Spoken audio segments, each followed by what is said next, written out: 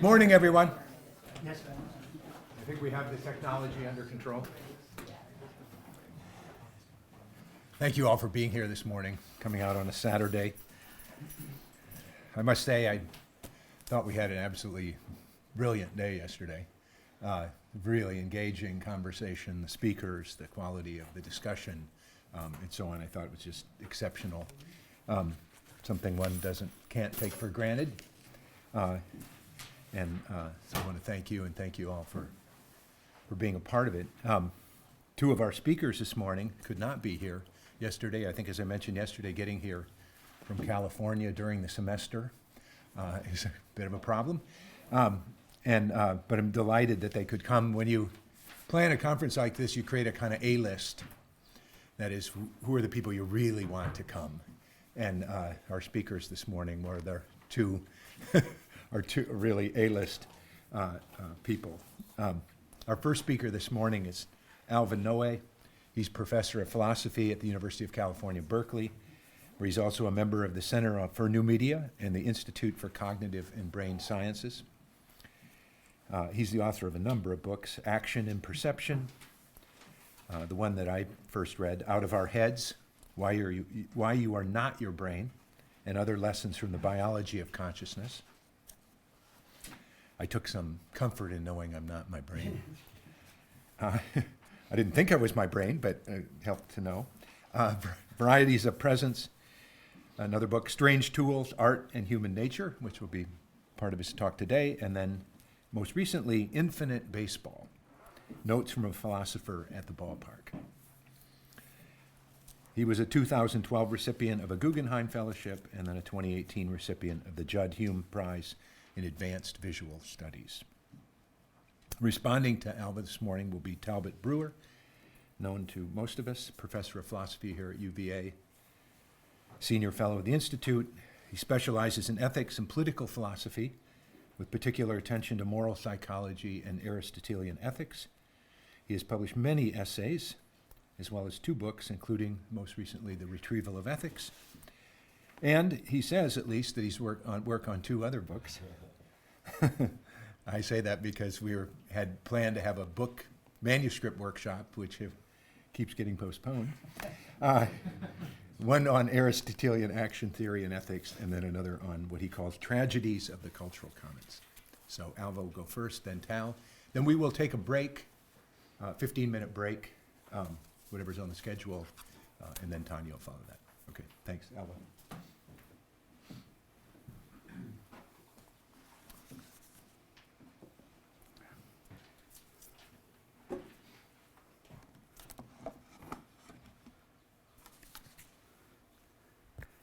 Good morning. It's very good to be here.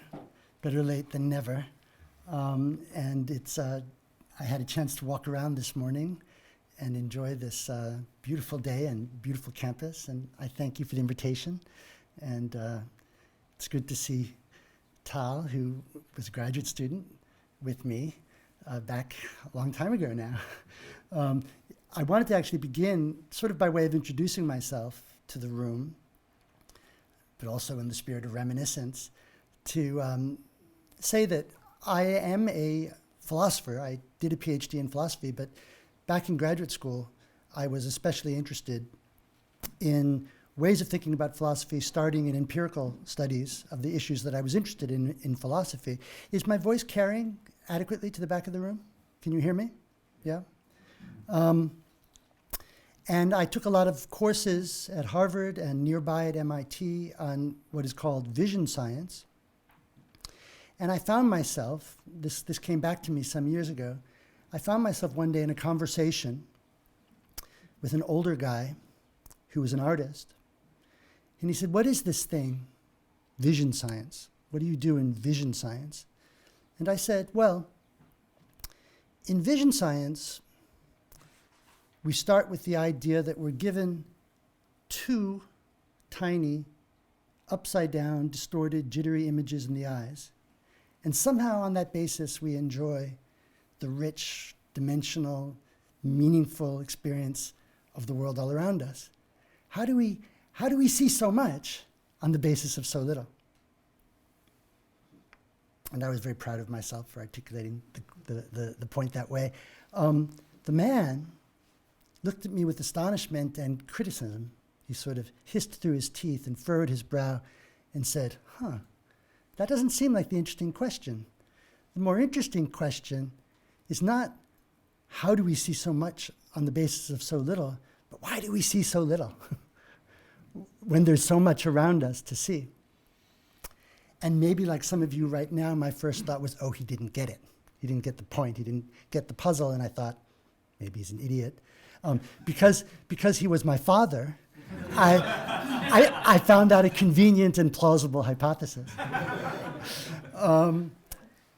Years went by, and I did work in the philosophy of mind and philosophy of perception, and realized at some point along the journey that actually I'd been influenced rather profoundly by that conversation. And I started to reflect on it, and I thought that to these two questions, how do we see so much on the basis of so little? And why do we see so little when there's so much around us? They really correspond to quite fundamentally different ways of thinking about what experience is or what perceptual consciousness is. On one way, perception is something which is activated in us by the action of the world on our sensory systems, our brains. But on the other, experience is this thing that we do, that we perform, or that we enact, and that we can fail in interesting ways to achieve or to perform. And in fact, and now this is sort of in the vein of introducing myself to people that don't know my work, much of my work has been trying to develop an idea that corresponds to that second question and that second conception of experience. I've championed a way of thinking about perception, which is sometimes called the enactive approach, according to which precisely I say we shouldn't think of perception as something happening in you, although of course it depends on stuff happening in you, but think of it as something we do or something we enact with our whole persons, our whole bodies, situated in an environment, including a cultural environment. The reason from this perspective why we haven't managed to explain perceptual consciousness in neural terms alone is that in a sense we're looking in the wrong place when we try to do that.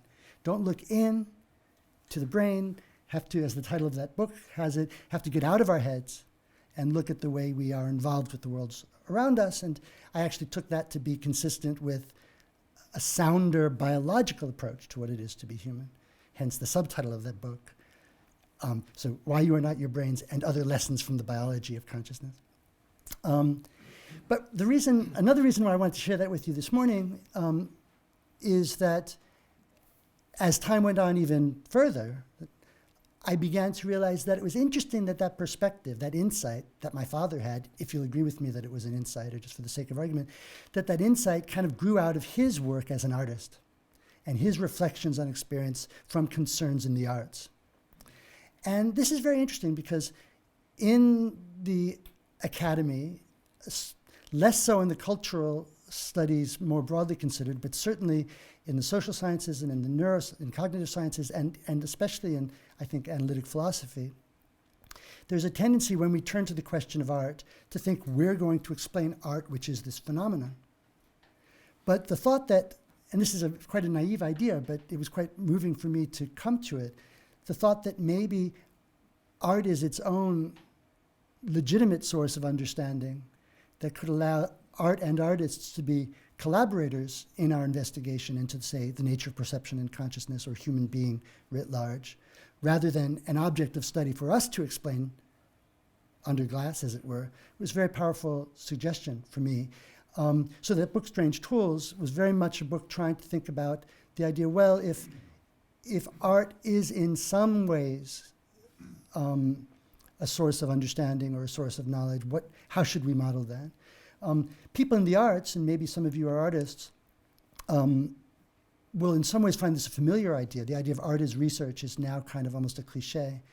But then that just raises the question, well, if it's research, what kind of research is it, and how do we relate it to other forms of learning and knowing that we are interested in? So I'm going to touch on some of these themes in my presentation today. but you can think of the remarks I've just shared with you as kind of a general background about where I'm coming from. Now, my title is Art at the Limits of Neuroscience. If we define neuroaesthetics as the use of the methods and concepts of neuroscience to explain art and aesthetic experience, then, I believe, the prospects for neuroaesthetics are grim. Indeed, neuroaesthetics, thought of this way, is almost certainly impossible. And I want to be clear up front that my aim is not to say no to neuroscience. My concern is that neuroscience ends up saying no to art. So I want to find a way to say yes to art. My worry is that neuroscience ends up not bringing art into focus when it tries to study art. One little joke, which I've made once before in a public forum, so I hope you haven't heard this already. But Joe introduced me correctly as Alvin Noe, but I'm very often introduced as Alvin No. People see that name and they mispronounce it. So I'm sort of hypersensitive to being negative. I don't want to be a no person, I want to be a yes person. So my aim rather is to say yes to art. And my worry is that neuroscience doesn't know how to do that. Here's why. Neuroscientists working on art almost universally assume what I call the trigger conception of art. According to the trigger conception of art, artworks are stimuli that trigger a special kind of event, the aesthetic experience, in us. And I think this trigger conception is wrong at both ends.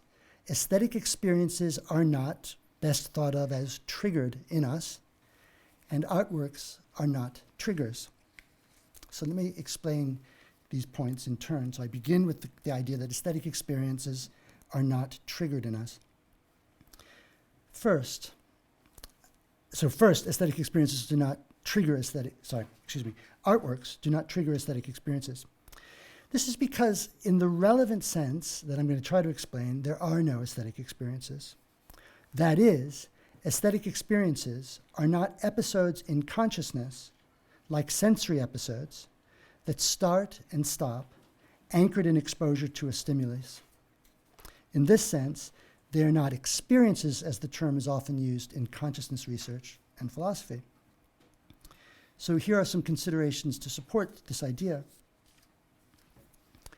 1, your aesthetic experience of a painting, say, is not identical to the perceptual experience of the painting. For one thing, the aesthetic experience needn't stop when you look away to read the wall text, for example, or to talk to a friend about the painting, or to take notes on what you are looking at, or to look at other paintings in the same gallery. For another, you can perceive the painting and fail to have any aesthetic response at all. So seeing is one thing, aesthetic experience something else, and I think the same goes for art in other modalities. Some works of art, for example, those of Charles Atlas, just to mention someone arbitrarily, or some works in electronic music, may deliberately target perceptual neurological effects. But even in these cases, it seems dubious that the sensory impact is the aesthetic experience rather than its occasion. 2, you might think that if the experience isn't perceptual, then it must be cognitive or emotional or bodily or empathetic or motor or whatever. But a striking feature of aesthetic experience, I would propose, is that although it is never one or the other of these exhaustively, it's always, in a sense, all of these.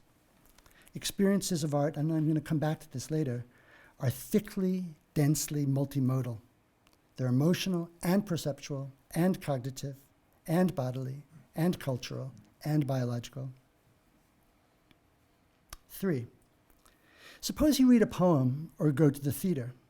You can time how long it takes you to read the poem or how long you sit watching the play, but you won't thereby have measured the duration of your aesthetic experience. How long does your aesthetic experience last?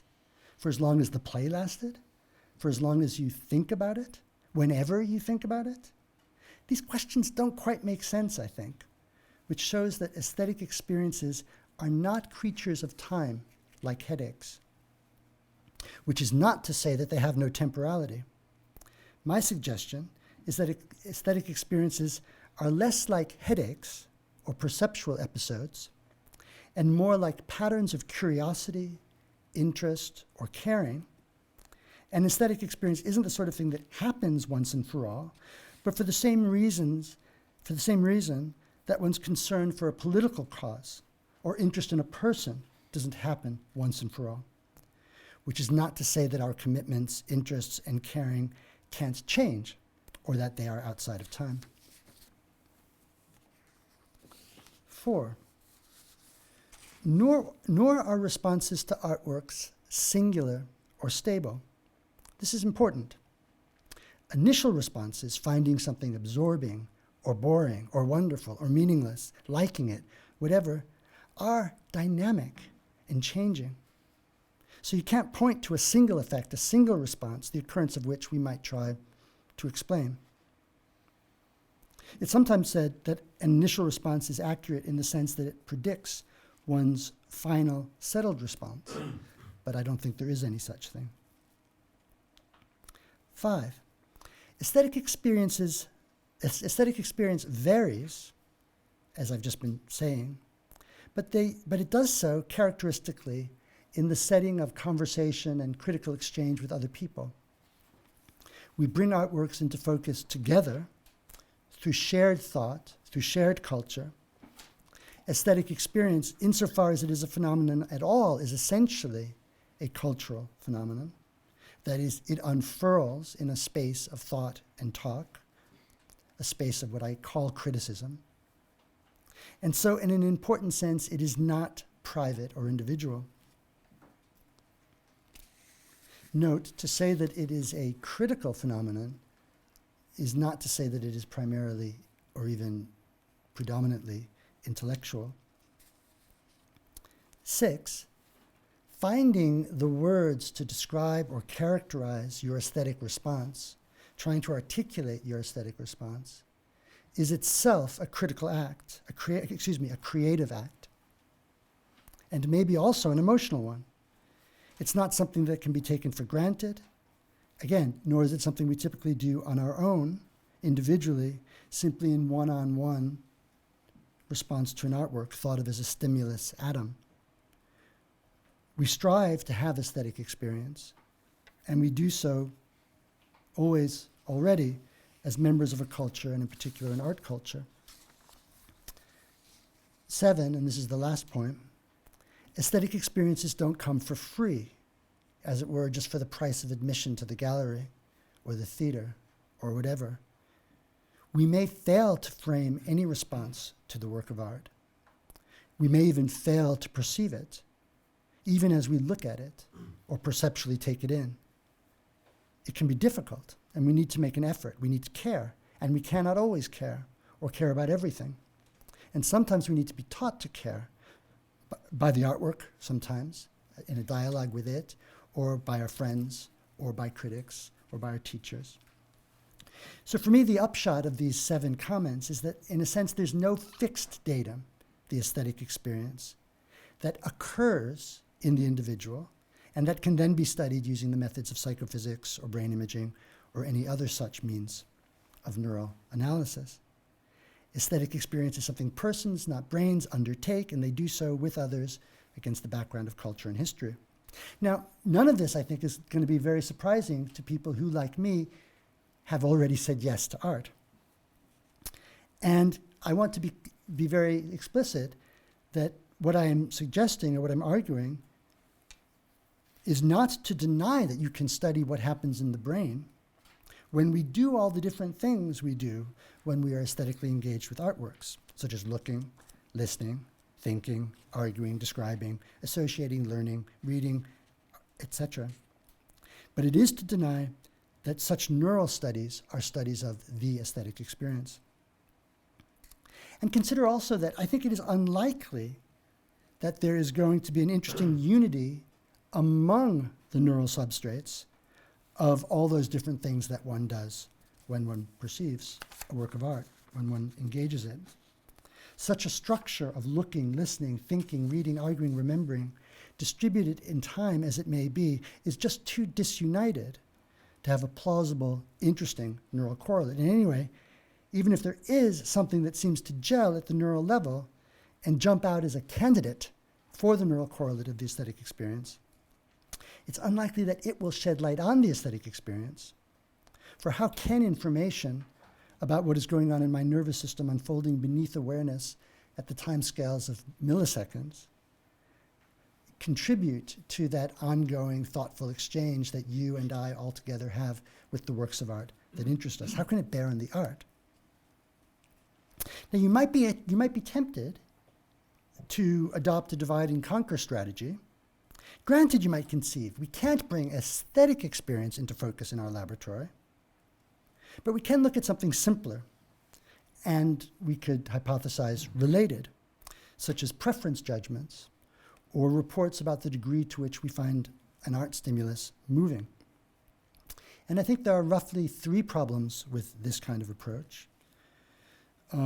By the way, the idea that we can use movingness as a sort of proxy for art is one that a lot of work has been done on. Gabrielle Starr, the literary theorist, wrote a book developing that idea based on work that she'd done in collaboration with the neuroscientist Ed Wessel. He's now at the Max Planck Institute the Max Planck Institute for Empirical Aesthetics in Frankfurt. But here are 3 reasons why I'm skeptical of that sort of approach. Finding something moving, or liking it, isn't necessary or sufficient for finding it aesthetically significant. I may not like the art that I value, and merely liking something may not be enough to value it aesthetically. I may not be moved by a work I value, and I may be moved by work I don't value. Interestingly, I may find a single work moving sometimes, but not at other times. I might learn to find it moving, or come to find it no longer moving. And the same is true, I think, for all the other proxies for aesthetic experience that I can think of. 2, insofar as we can collect data on preference or movingness or vividness of imagery or whatever, insofar as these really can become fixed points whose meaning is secure, then this is probably because we've stepped outside of the domain of the aesthetic. I say this because I think of a liking response to a work of art not as it were, the aesthetic experience or judgment or evaluation itself, but rather one moment, maybe just the initiation of the relevant aesthetic encounter. There's liking and disliking, but then there's all this, I think, quite transformative work of trying to find the words to say why one responds as one does. Finding the words to explain or justify or make sense of the response is productive. It very often changes our response as we do it. So to separate isolated responses or judgments about liking or emotional power or how much you love something or its vividness or whatever from all those transforming, varying conversations about the work is, I think, to give up looking at the aesthetic at all. Now, you might object that this is unfair to the neuroscientific approach, for neuroscience, as any science does, has to simplify, to detach aspects and parts in order to get experimental purchase on the phenomenon. And I appreciate this response, but this awkward impasse is the consequence, I think, of insisting on saying yes to art. It is false to the phenomenon of art in our lives to pretend that liking responses or rating something on a movingness scale from 1 to 4 track what matters when aesthetic meaning is at question. All this is related, this is the 3rd point, to the fact that liking or finding something moving, what those terms mean in an art context is often up for grabs. Is an ancoara moving or a soloist? The very meaning of the term moving needs to be reinvented or at least explored when we try to use it in question with artists like those. We certainly can't assume any freestanding metric for making evaluations or comparisons among artists. One way to bring this out When we respond to an artwork seriously by expressing our love of it or how moving we find it or how vividly we experience its images, we are not implying, I would argue, artist or content neutral or, as it were, external terms of appraisal or expressions of feeling. We are engaging with the artwork and inventing those terms inside the space of considerations that the artwork itself or the cultural context in which we encounter the artwork makes available. All right, so everything I've been saying so far has been raising this question. I've been criticizing one aspect of the trigger conception. In particular, I've been suggesting that it's a mistake, that the trigger conception makes a mistake in taking for granted that aesthetic experiences are timeable, operationalizable, stable, fixed episodes in consciousness that occur inside individuals and that can be held constant for the purpose of uncovering their neural substrates. And just for the purposes of cleansing the palate, I'll just show you, I'll repeat what I've just said in a few slides. So aesthetic experiences are not triggered in us. Here are my 7 points. Aesthetic experiences are not perceptual episodes. Aesthetic experiences are thickly, densely multimodal. Aesthetic experiences are not creatures of time like headaches. Aesthetic responses are not singular or stable. Aesthetic experience is a critical phenomenon, by which I mean it exists in the setting of our conversations and attempts to articulate and make sense of what we're seeing with each other. Aesthetic experience is something we achieve as members of a culture, and aesthetic experience doesn't come for free. You have to work at it.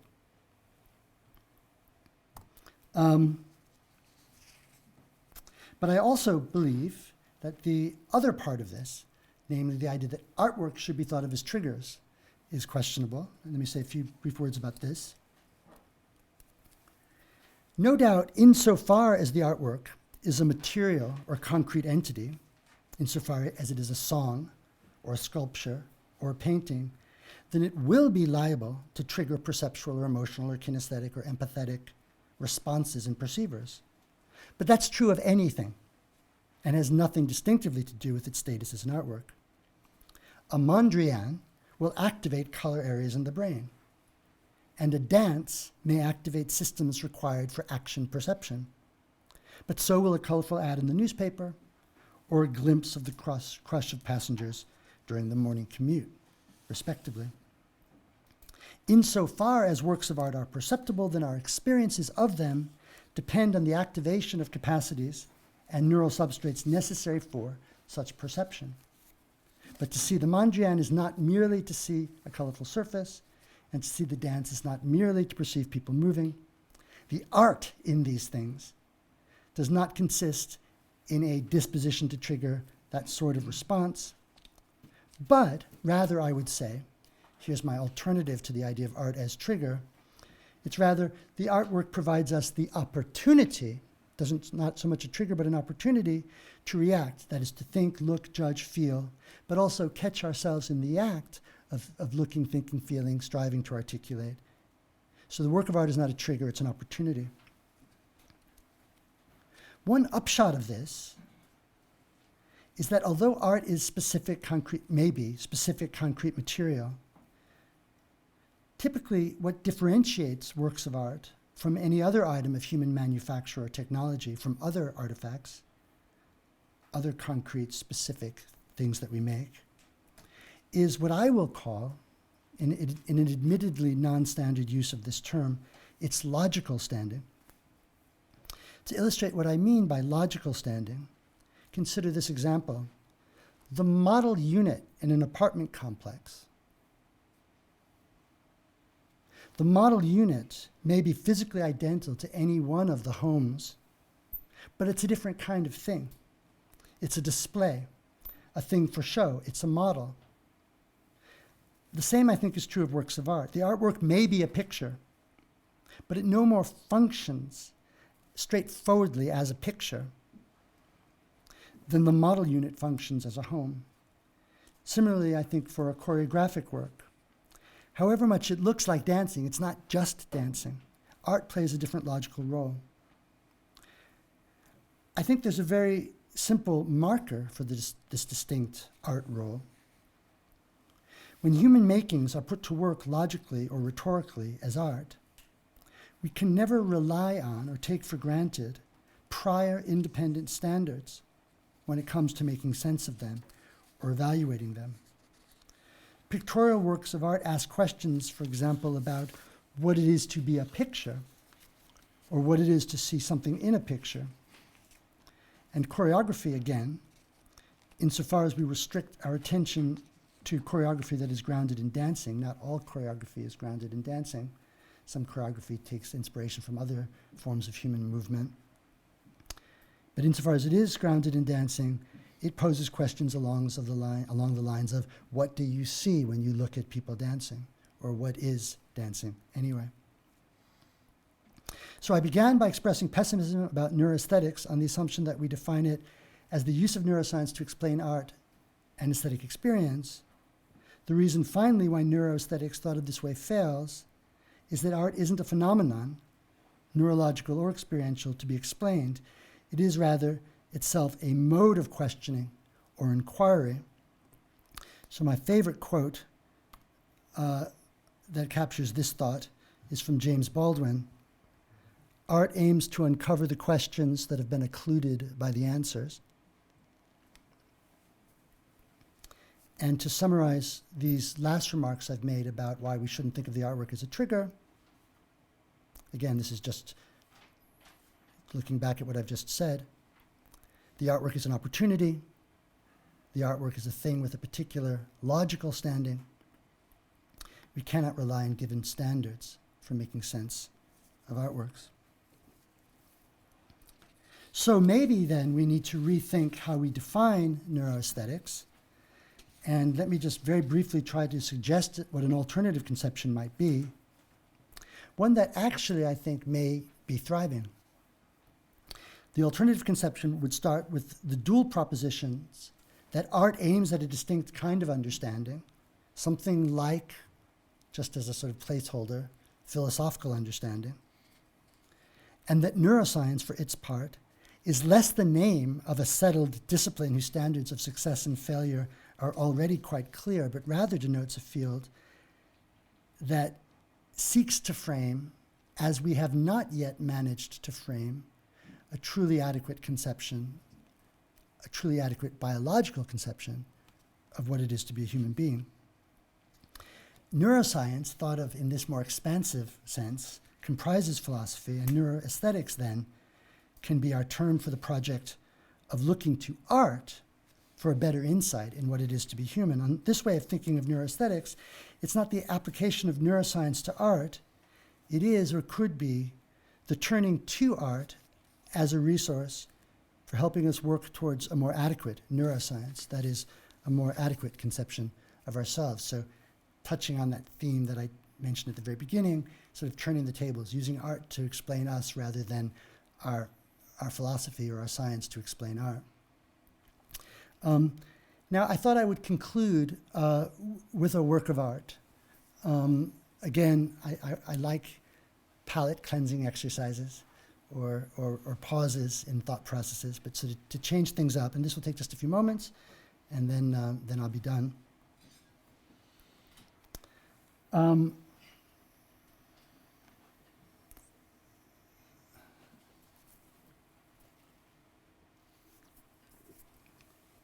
This is a poem taken from, it's Walt Whitman, from Leaves of Grass.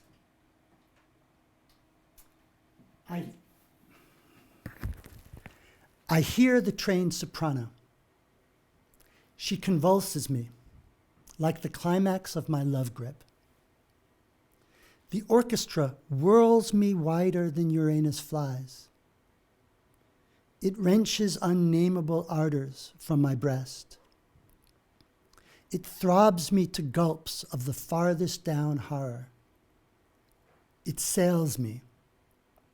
I dab with bare feet. They are licked by the indolent waves. I am exposed, cut by bitter and poisoned hail, steeped amid honeyed morphine, my windpipe squeezed in the fakes of death, led up again to feel the puzzle of puzzles, and that we call being. Now, this is remarkable, I think, in that it is a poem about aesthetic experience. And it's a poem that, in a way, every single one of the points I made, I feel, is inside this poem.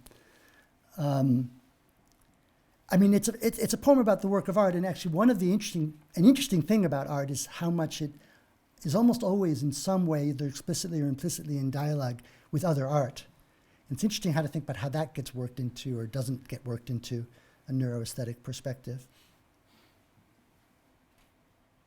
But the most salient thing that first pops out at you in this poem, and this was something emphasized by Elinda Saniaki in her writing, is that he's calling attention to the bodily, biological, visceral, appetitive, or sensual, like sex, like food, qualities of aesthetic experience.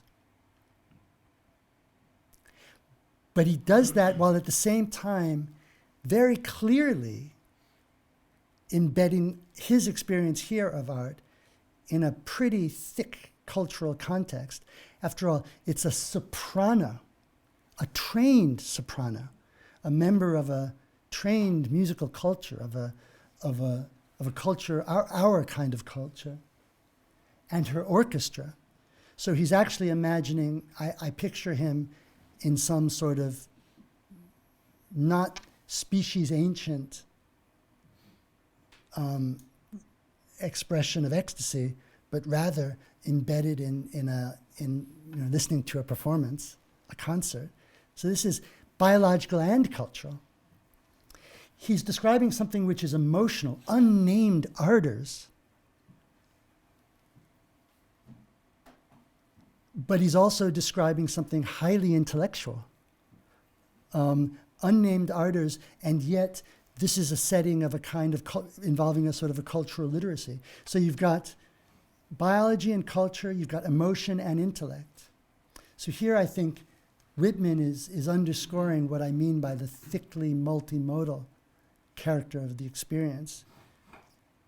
And I think it's really that fact more than any other that makes me suspicious that something as holistic as that is likely to have interesting neural correlates. The last point I'll make is that the poem ends by his saying that when we sort of, as he comes up for air, as it were, what he encounters is the puzzle of puzzles, and that we call being.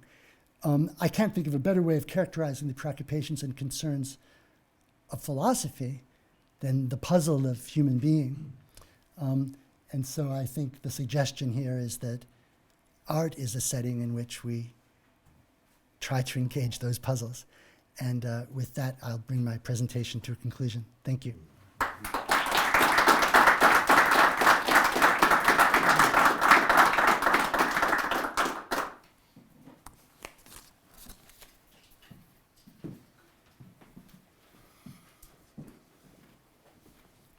Well, thank you so much, Albert. That is such a beautiful presentation, such a beautiful paper, and it's daunting to try to tinker with such a work of art.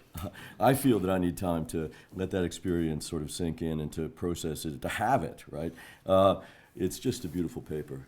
So many interesting claims, so many interesting ideas, suggestions, directions for thought.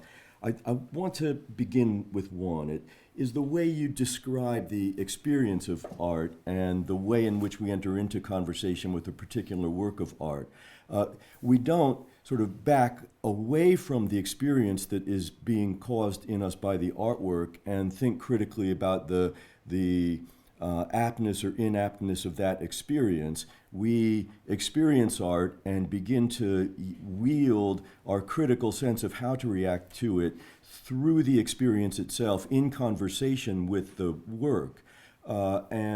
We, in a way, let the artwork tell us how to see it. You used language somewhere in that neighborhood at one point during your paper, and I found that language quite striking.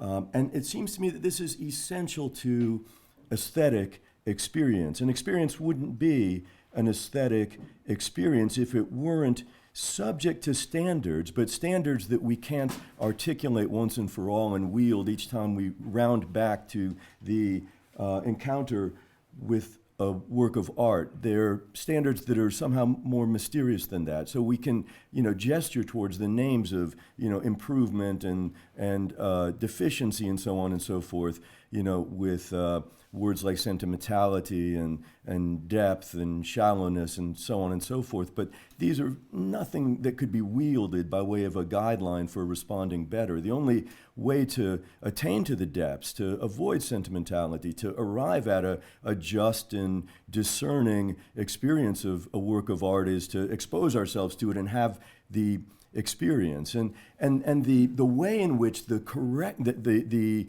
improvement, the replacement experience that seems like a step forward dawns on us is by, in a way, replacing the experience that we've already had. And so it seems to me essential to this particular kind of experience that it has to be labile in the way that you have, and temporally extended, or at least potentially temporally extended in the way that you've suggested. I mean, you could imagine a meteor striking somebody who's just beginning to have an experience of a work of art, and that experience, you might say, was frozen in time and yet counts as this aesthetic. But the reason that it seems to me still to be open to the analysis that you've offered is that if it really is an aesthetic experience, then it is essentially such that it's the kind of thing that we can look through and that is subject to being deepened and improved by conversation with that which it is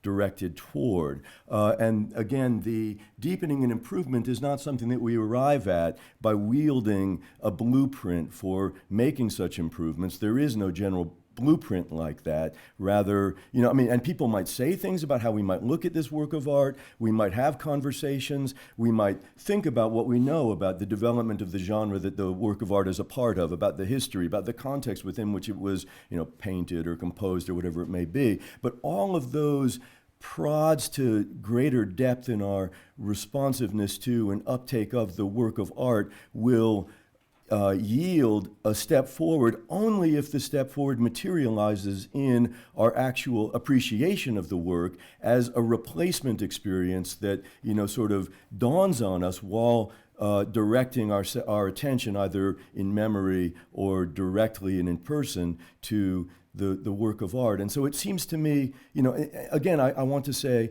if something weren't subject to that sort of improvement and under the demand to quest for that kind of improvement, then it wouldn't be the aesthetic experience of a work of art. And so it seems to me essential that, artworks have just the kind of instability, the room for change and for perpetually being revisited, and the bizarre sort of the interesting sort of temporality that you've directed your attention at. It seems to me to spill out of a plausible conception of how the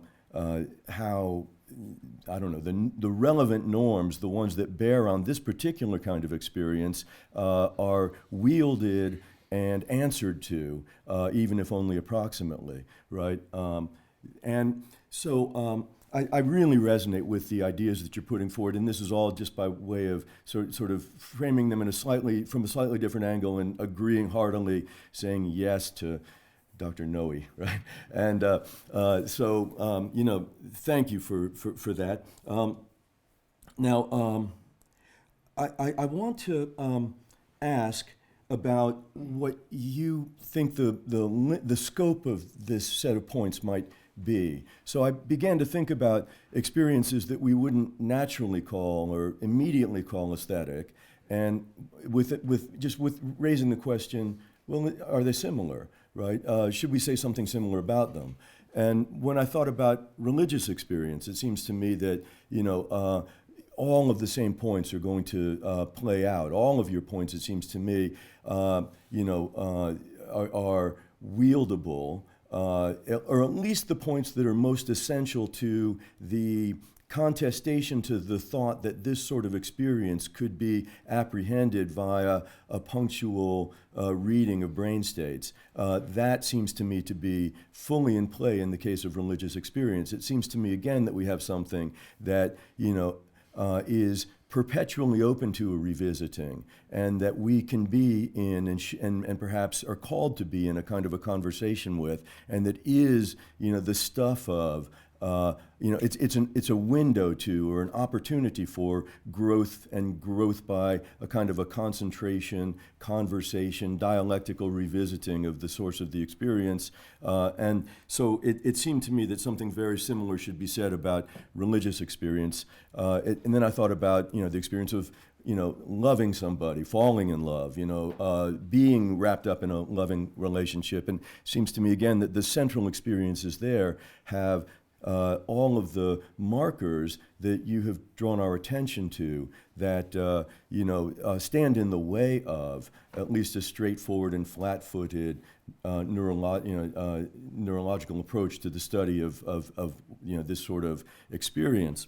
And I thought about contemplation and many other examples that seem to me to suggest, themselves for similar treatment. Then I thought back to Bill's paper yesterday, where he offered us a couple of sort of exemplary and beautiful and beautifully described experiences from a book about somebody who has, indulged in what we might call the art of swimming. This is a person who has made it his life calling, or at least an important part of his life calling, to visit very beautiful natural areas which afford an opportunity for swimming, sometimes shockingly cold swimming, but for abandoning oneself into the bodily experience, the wet bodily experience of a body of water, a river, an ocean, whatever it may be. And the way that he describes these experiences seems to me to bring them into immediate, sort of opening to the kind of argument that Alva has offered here. Again, these seem to me to be the kinds of, he seems to be encountering his physical environment in such a way that its further openings, its, revelation of its own further meaning is perpetually revisitable and is always a work in progress, and so that the experience is not something that he had at a particular time on the coast of Wales or a particular time on the Cornwall coast or what have you, but rather these are works in progress, right? Experiences that are still unfolding and that are part of his life, and whose revisiting and re-experiencing is part and parcel of the experience itself. So I began to think that really the field of application for this point might be rather wide. And I looked at this passage on page 5, where you make some, I think, very striking and I think on target claims about aesthetic experience. And I wondered if we could, put life experience in there and, have a paragraph that came out, just as striking and just as convincing. So that I'll just, where you have aesthetic, I'll put life, and I think you'll, that way I won't have to read it twice, and I think you'll get the point, and at least be able to frame the question whether maybe this expansion of the thought would be tempting. Upshot. There is no fixed datum, you say the aesthetic experience, I want to say life experience, that occurs in the individual and that can be studied using the methods of psychophysics or brain imaging or other such means of neural analysis. Life experience is something persons, not brains, undertake, and they do so always in the setting of others and against the backdrop of a culture and a history. That seems to me to be absolutely compelling. And, so because it's compelling, I mean, my excitement about this paper is sort of multiplied because it feels, so, immediately expandable into a more sweeping sort of, response to or next step in the conversation with, neurologically oriented inquirers into the human condition and, into human life. So I wondered if that's tempting to you. And so maybe I'll just leave it there and let you, ruminate on and I don't know, tell me what you think of those suggestions. But again, the main thing I wanted to say is just how much I enjoyed reading the paper and benefited from it. Thank you. Thank you. Great, thank you.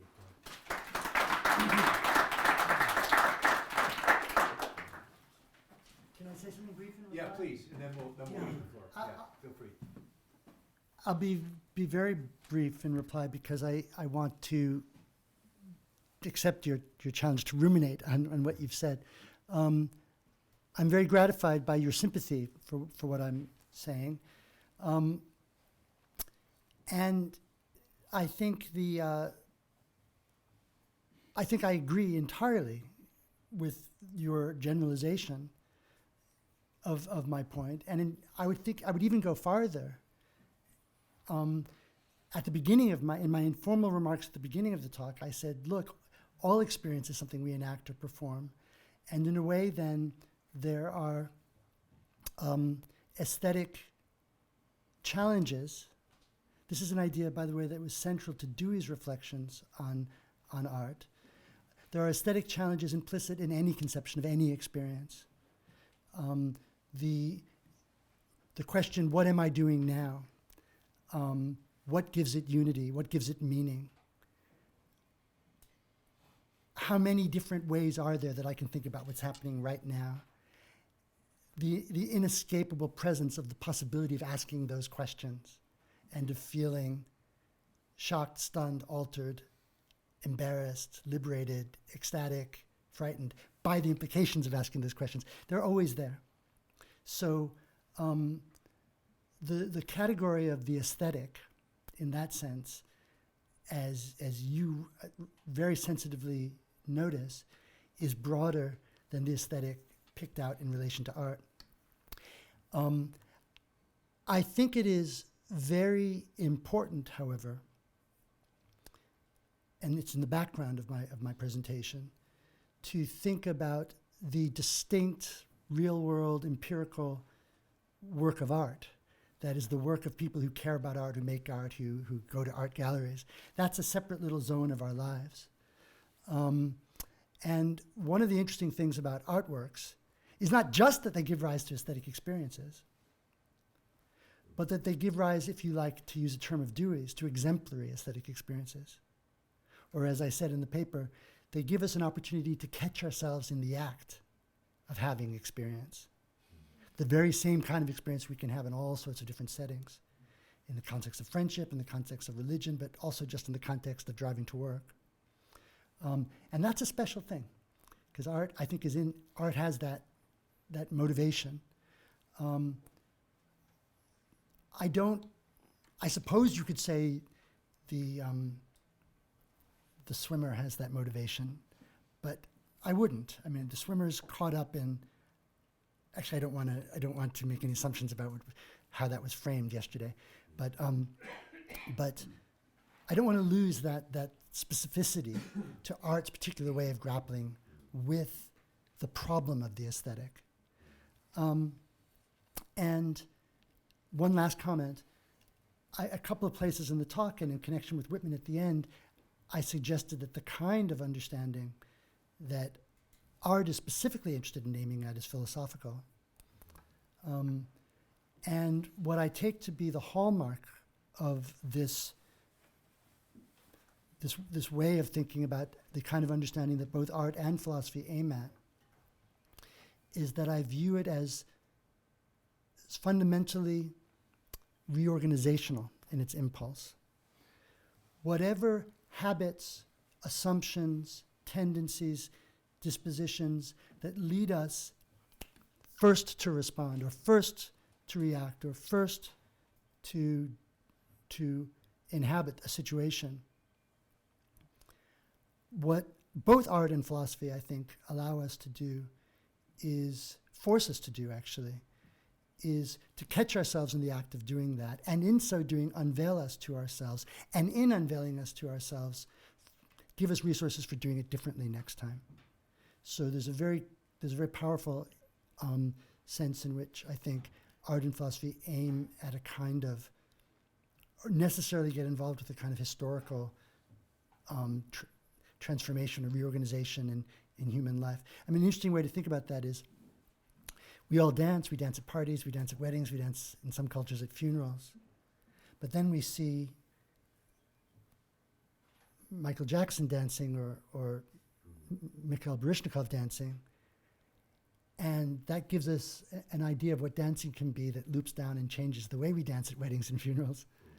And that goes on through very thick cultural time. You'd have to go back to the Garden of Eden to dance before there was that kind of reflective transformation of what dancing is through history. And I think it's that way with the relation of art to other places in our experience in philosophy and other places in our experience. There's a kind of entanglement phenomenon that comes out. And I want to accept all that without denying a special kind of preoccupation with those processes in art and philosophy. Yeah. Should I just call people myself? Yeah, please. First, I just want to say your book, Action in Perception, was a big book for me, so thank you for that. You're welcome. And then when you put the Walt Whitman poem up there at the end, it wasn't just a palate cleansing. Yeah. It was a consummation. Yes, The poem is itself beautiful. He's talking about these aesthetic experiences, and there was a kind of self-similarity between that and your talk. It was just, the effect was quite powerful, so thanks. So I want to talk about a sort of aesthetic experiences that happen in a slightly different register. My own, some of the most powerful aesthetic responses have been to athletic feats. And there's a case where the practitioner, him or herself, doesn't typically think of themselves as an artist. Yeah. So they're not involved in the sort of reflective, critical, in the language of aesthetics. Yeah. You know, they're not initiated into a tradition of thinking aesthetically about that activity. So it doesn't have that feature. Let's pause, suppose. But it does have this last feature that you named in response to Tal, that they provide exemplary moments that do filter down into how we, mediocrities, experience our own athletic attempts, however feeble. They kind of, they illuminate what's possible and do so in a way that kind of elevates just what it means to be human. Question mark. Yeah. First of all, thank you very much for your complimentary remarks about the use of the poem and the way it integrated with my talk. I'm embarrassed I used the expression palate cleanser. I meant to say something much stronger than that, like just an opportunity for reflection, or it's a pause, if you like. But for some reason, what came out of my mouth was this sort of self-deprecating phrase, palate cleansing, which is not really where I was coming from. So I appreciate it. You got that. One of the things that I'm very interested in, I used the word entanglement a moment ago, and I'm interested in when two things are entangled. I'm not talking about quantum mechanical entanglement. When two things are entangled, they're separate, but they're so interwoven that you can't really treat them separately anymore. So here's an example of something which is two things which are separate. In sports, there is always clear, pre-established, shared, and explicit criteria for evaluating success or failure. I would say that in the arts, that is never the case. There are no pre-established, you can take them for granted, you can bank on them, they're rock solid and certain, and we can all articulate them in advance, criteria for the success or failure of a work of art, whether a Renaissance painting or an ancient Greek painting or anything going on in the art world today. Very similarly in philosophy, what are the criteria or the success marks for success in philosophy? Getting published in a journal? Philosophy is preoccupied and has always been preoccupied with the question of what is philosophy and what would mark its success. So I think those are two really interesting differences, and it's important not to lose sight of them. But they get entangled, and that's what's interesting. So you might think that some sports achievements, but I'm not sure if this is true, but you might think that some sports achievements are such that they reconfigure what you think was being done, or athletic achievements. And that in that sense, they do something like what art does. And what art does is says to you, can you tell what I'm doing? This is something you've never seen before. Yeah. Dig down in yourself and figure out what this is. Yes. And that's what art aims at. As a general rule, I think this is a safe claim. That's not what mountain climbing or rock climbing or swimming or batting aim at. But every once in a while, somebody changes the rules. And so I don't want to deny that possibility, but I still think there's a really important difference between kind of what art is aiming at and what athletic accomplishments are aiming at. And by the way, the same issue goes, I'll jump in a second, the same issue goes between, say, art and commercial art. If I'm a commercial artist, what I'm really trying to do is sell you that jacket. I'm making a picture of it so that you can click on it and be made to buy it. And there's all sorts of measures about whether I'm doing a good or bad job. But of course, if I'm a commercial artist, I probably went to art school, and I probably also studied about Andy Warhol and Leonardo da Vinci. So they're also informing what I'm doing. So I'm raising questions too. There's so many hands up. Yes, please. Thank you. Really very interesting. And I have a couple of different thoughts. But one of them is to recognize what you call the logical standing or the logical status of art, and then you answered Tal by saying art is different from these other kinds of holistic experience because of its meta status. And what I would like to propose here is that you're really saying art is in a frame, right? That it is, it has its own self-consciousness, right? Like the model of the apartment. It is a quotation of an apartment, right? Something like that is what you're asking us to think about. And for example, in the Whitman poem, if he did not have that frame, he would run screaming from the theater, right? Poison hail, let me get out of here, right? Honestly, right? So there is that. That is exactly what you're pointing to, and you call it a frame, and obviously in a slightly metaphorical way. Now so then I think of Gregory Bateson and other ideas about metalinguistics and framing and quotation. So there's a whole set of functions here that actually are slightly separate from the holistic experience business, which is common to other realms of life that are not quoted, right? So there are at least two things going on in your discussion, and we might want to think about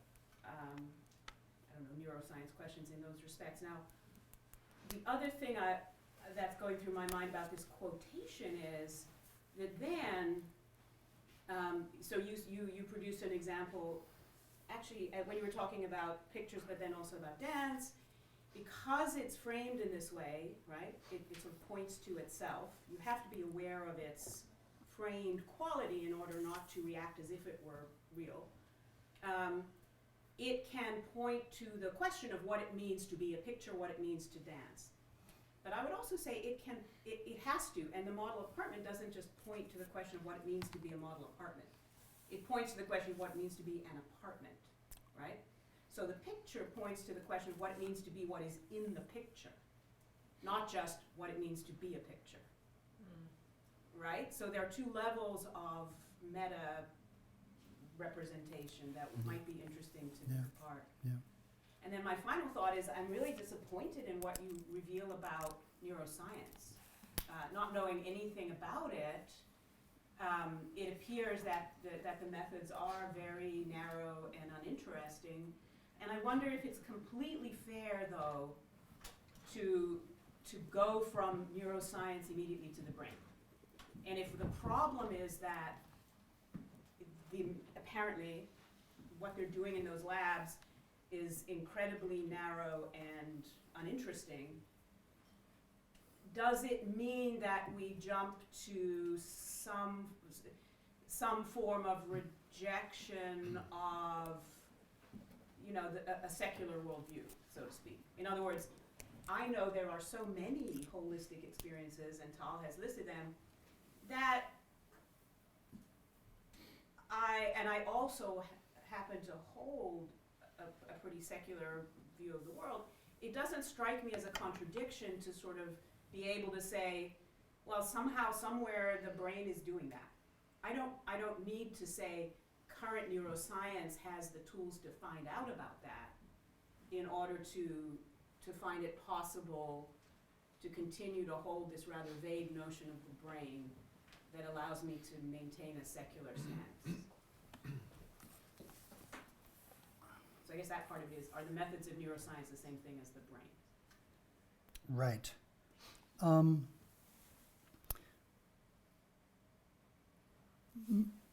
On the last point, my current view is that the reason why the neuroscience approach has been so impoverished is because of its insistence on the idea that the brain is sort of alone necessary and sufficient for cognitive function.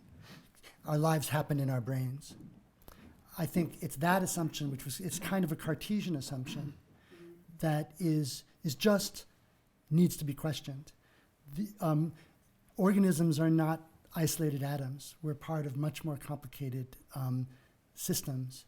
And I think we're going to understand how the brain works when we think of the brain as part of embodied, embedded, connected dynamicnesses. So the idea that there's any reason to think, as you put it, that some vague idea that the brain does it, I think there probably isn't any good reason to think that. But once we give up the hope that what neuroscience should aim at is a decontextualized theory of the brain in isolation, then neuroscience can, as I at the very end of my talk said, maybe begin to make progress towards framing what I call the biological conception of ourselves. Your other points are brilliant, and your second point, that it's not just what it is to be a picture, but what it is to be what it's in the picture, is, I think, absolutely right. And it turns out that the questioning, the places where the questions get thrown up in art are at many levels in many directions all the time. Some painting makes you think about your own perceptual experience. Some painting makes you think about the meaning of love and God. So I'm completely with you on that.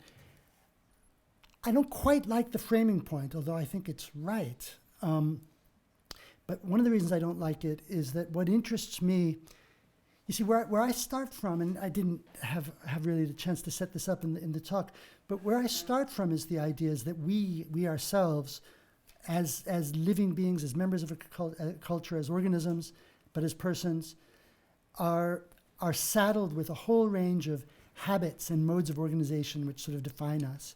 They're the way we inhabit they're the repertoires of our being.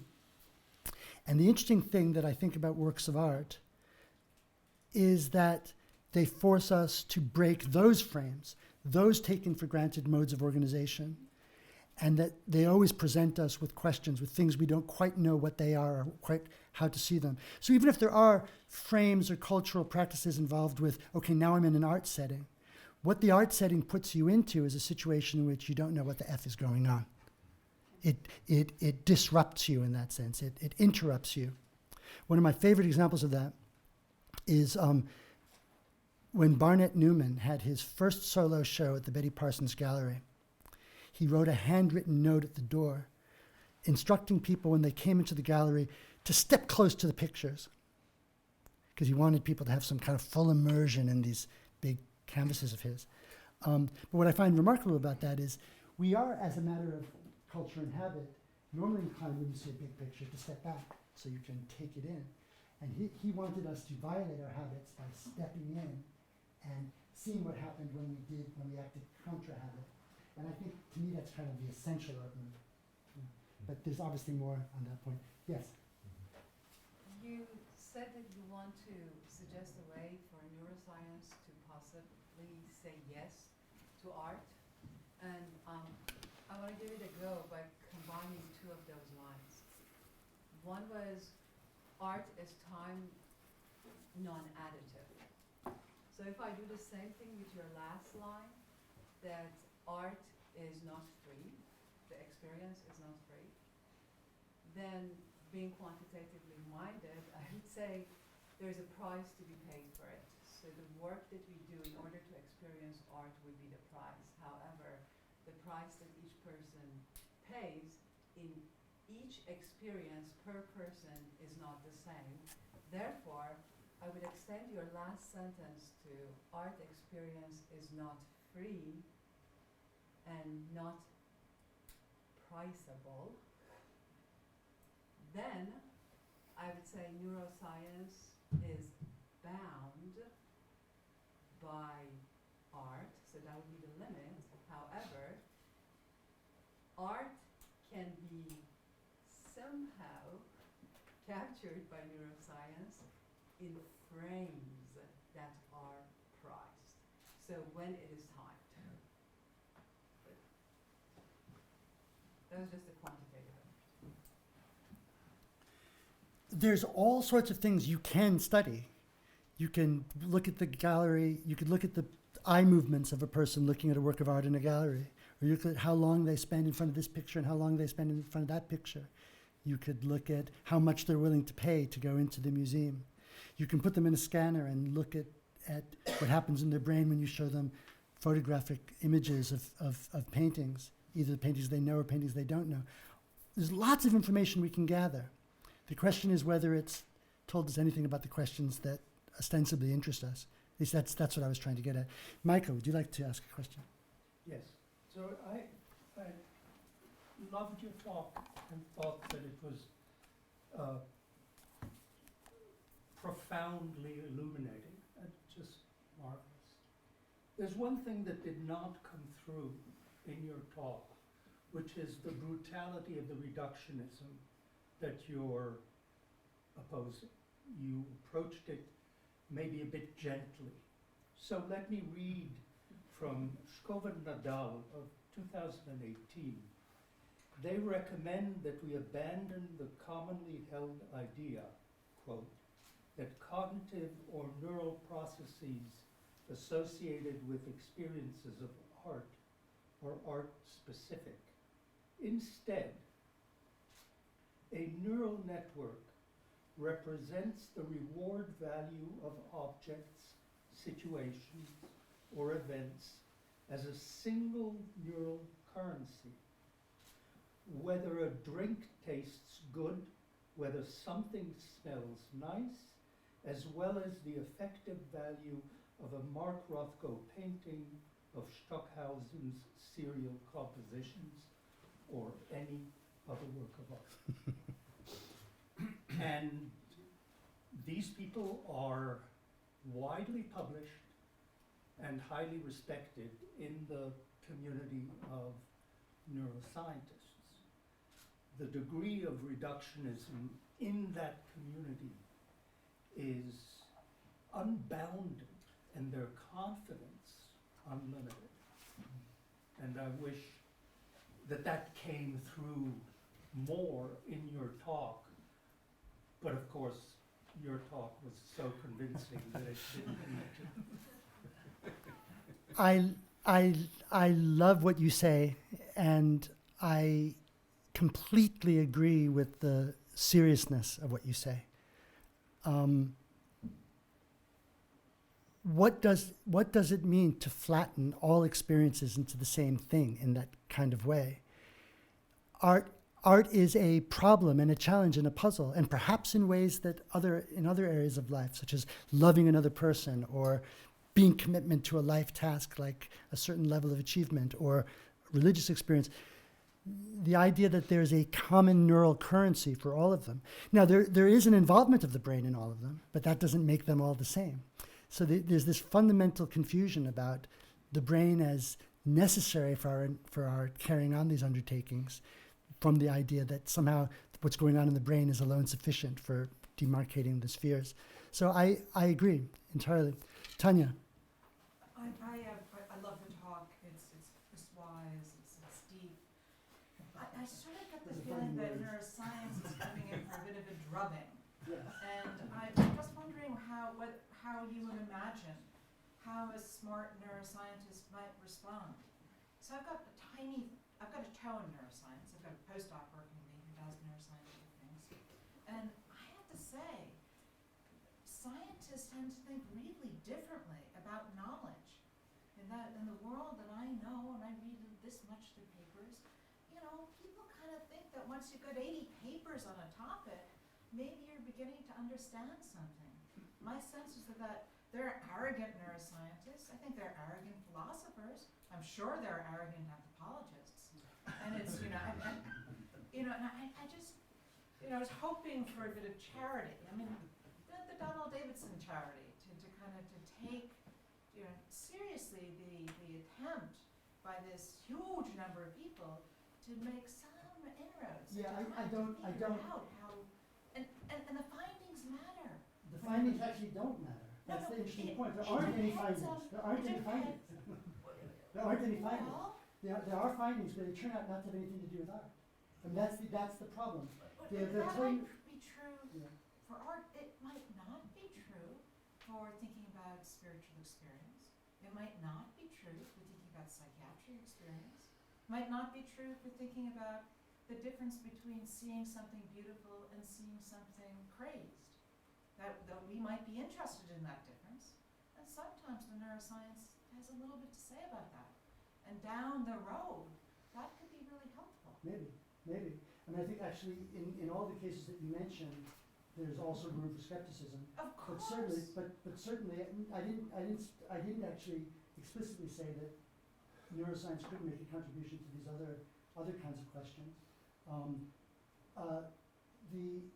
The best work that I've known that looks at the neuroscience of art ends up operationalizing art so that art simply escapes the equation. Sure. But Okay, so that's that was what the point. science does.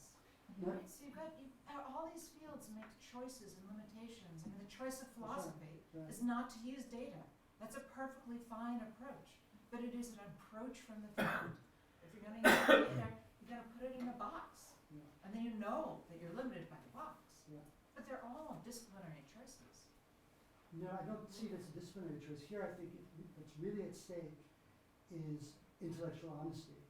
And I strongly agree that there's a kind of imperialism of method here, where there's these powerful machines and these powerful institutions behind these machines that are pretending that they can make a contribution to these important questions, and they're not.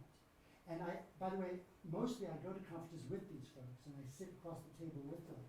And I keep waiting for something to be relevant to the questions that in all the scientific papers, there's the prose that happens at the beginning of the paper and at the end of the paper, and then there's the paper.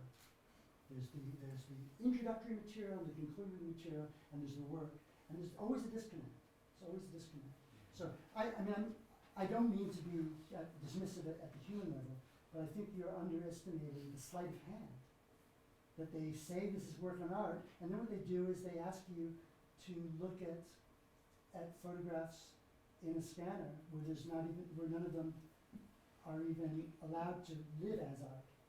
I mean, I have some sympathy. It just seems that it's a bold move to say these tens of thousands of scientists. Actually, but the thing is, Tanya, I've been working on this for a long time, and I have citations, and instead of making the kind of general claim that there must be some good people out there, find me one, during the lunch break, find me one on this question, and I'll be very grateful. If I could just, as someone who lives in the world of science and practices science, so I think that, first of all, I do think that there are some neuroscientists who are thinking out of the box that they have created for themselves. I think that, for example, in sort of classic neuroscience, the way in which we tend to solely focus on neurons, that is being significantly changed right now. I think that there are people looking into immunology and all kinds of stuff. So I do think that there's some sort of more whole body approaches to neuroscience that I think are quite promising in that regard, and hopefully will get us closer together for what you're envisioning. I do think that it's interesting, like, going back to this disciplinary question. I mean, when we, like, I'm a historian by training. When I learned history, I had to learn historiography, right? Like, I had to understand the methodology. I think that there's something about the practice of certain sciences in which we stop thinking about the foundations and the peril of those foundations for what we do. And I think that's kind of what we're talking about here, where we don't, I mean, Professor Marsavi's paper yesterday invited us to return to the frames of what we do and how those frames are contingent and necessarily and irreducibly contingent. And I think for some reason in humanities and social scientists, sometimes we make that return more often than sometimes we do in the sciences, and I think that's where some of this, the risks of brutality of our claims come forward. Thank you. Thank you for that comment. Yes. I want to ask how important it is on sort of on the other end, rather than the perceiver of art, the creator of art, how important it is that, so I'm very sympathetic with your project and have been for several years. But how important it is that what is going on between human beings, two human beings, or two or more human beings. So last year, I believe it was, an AI work of art was sold for $500,000 by Sotheby's, and now there's projects in using AI, big data, including some data from neural networks and neuroscience to take the human being out of the equation. And I think what's going on here is an assumption of the kind of institutional theory of art, that art is whatever is sold by Sotheby's and is in the museums and the galleries, and if machines make it, then that's art, right? So what's and I'm very skeptical of that kind of approach. I think there's something, profoundly problematic about the idea that in encountering a work created by a machine, I'm having an aesthetic experience in the way that I would with a work of art. But how do I put that? How do I articulate what's gone missing in that? What is the human-to-human role there? That's a great question.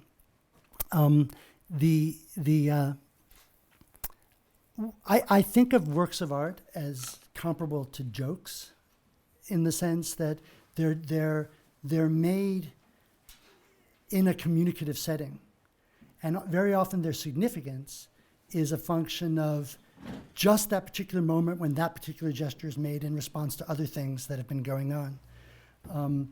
To tell a good joke requires an attunement to not only the biases and bigotries and expectations about stereotypes or situations that inform your audience, but also your audience's understanding and appreciation of different genres and styles of jokes. There's knock-knock jokes and there's other kinds of jokes. I would tell a joke now, except I can't think of any that are polite. So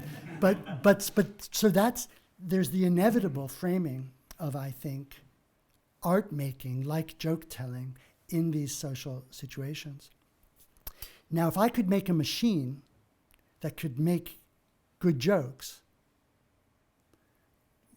would that somehow show that it wasn't essentially involved with this larger communicative context? I don't think it would at all. It would show that we've developed a new method or a new technique or a new machinery for playing this game that we've been playing. So it's a very cryptic answer, but my short answer is there's never any way of taking the human out of it. And all that these machines will do is provide new resources for playing those human games. At least that's the way I would, the fact that you can not tell whether it was made by a person or not is really a kind of a red herring. Yeah.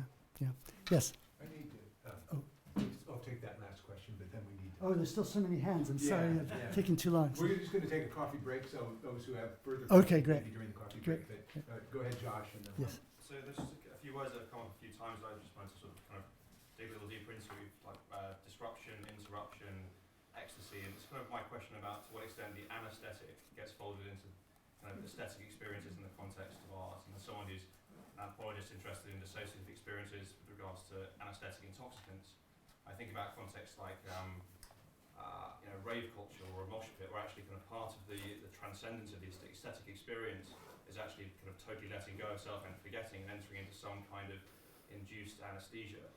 And that's a kind of seems to be a very different temporality to the sort of lingering reflexivity of the way that art introduces sort of folds in. So I just wondered to what extent is there room for the anesthetic in questions of aesthetic experience, and it seems particularly interesting to me even that a lot of neuroscientific explanations of dissociation focus on cognitive mechanisms, the brain being flooded by this and the pharmacokinetics. But it seems like you're taking things in a very interesting direction I feel could also shed some light on anesthetic experience as well. So I just wanted to ask. That's a great, I'd love to talk to you more about how these ideas could be extended to make sense in that context. It's not a context I know a lot about. The notion of ecstasy for me, there's two different meanings that word has. I think our association with it first suggests a kind of heightened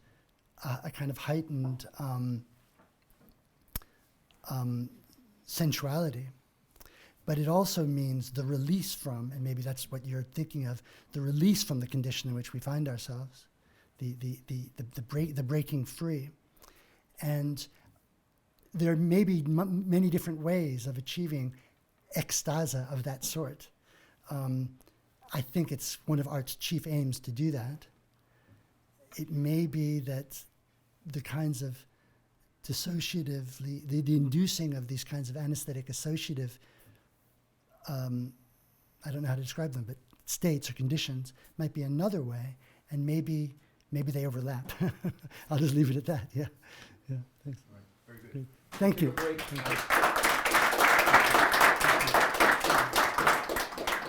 Reassemble in about 15 minutes. There's coffee out at the table there.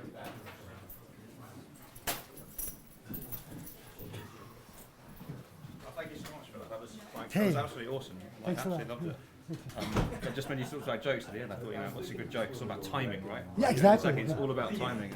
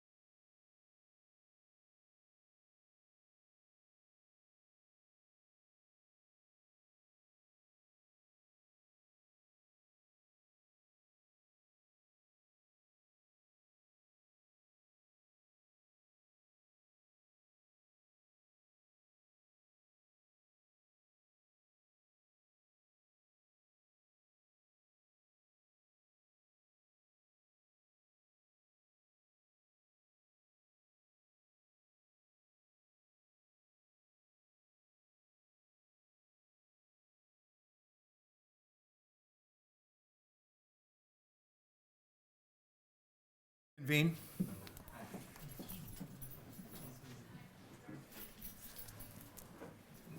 Just want to make maybe one comment. And I just said to Tanya, the part of our focus of our conference was on the social effects, right, of certain ways of understanding ourselves in this kind of age of the brain. And one of the things that you see when you look at the social effects are these questions of the kind of public polemics that are being carried on by various, what they do in their labs, and then there's what actually happens out in the world. And I have a whole shelf full of books written for popular audiences. I referred to them yesterday, some of these neuro books, biology, genetics books, and so on, right, that make highly reductive claims, but they're often carried out in a very polemical way, right, against certain understandings of ourselves and so on, right? And those have certain social effects, right? And those, I think, can be evaluated somewhat separately from simply the value of the science as science within the. Though I think, again, a lot of what Alvin is pointing toward is how to do a better science, right? It's not just, okay. That's my two bits, yes. I don't want to say no to neuroscience. I want to say yes. Yeah, well, exactly. And I think that was a lot of what was said yesterday is really the way in which the claims that are being made for it, right, are really quite at odds with the actual empirical findings. And again, typical science, within the science, they know that, right? But again, a lot of this is when it gets into public, you write the book for ordinary consumption, right? And now all of a sudden, all that subtlety is lost, and you're making really strong claims, right, about who we are, right? And I think that's becomes very problematic, quite apart from the actual science. All right, that's enough. Our speaker now is Tanya Luhrmann. She is the Howard and Jesse Watkins University Professor in the Anthropology Department at Stanford University. Her work focuses on the edge of experience, and she has done ethnographic field work with, and this is perhaps a partial list, homeless and psychotic women, people who hear voices, evangelical Christians who seek to hear God speak back, and Zoroastrians who set out to create a more mystical faith, and with people who practice magic. Okay, that's the edge of experience.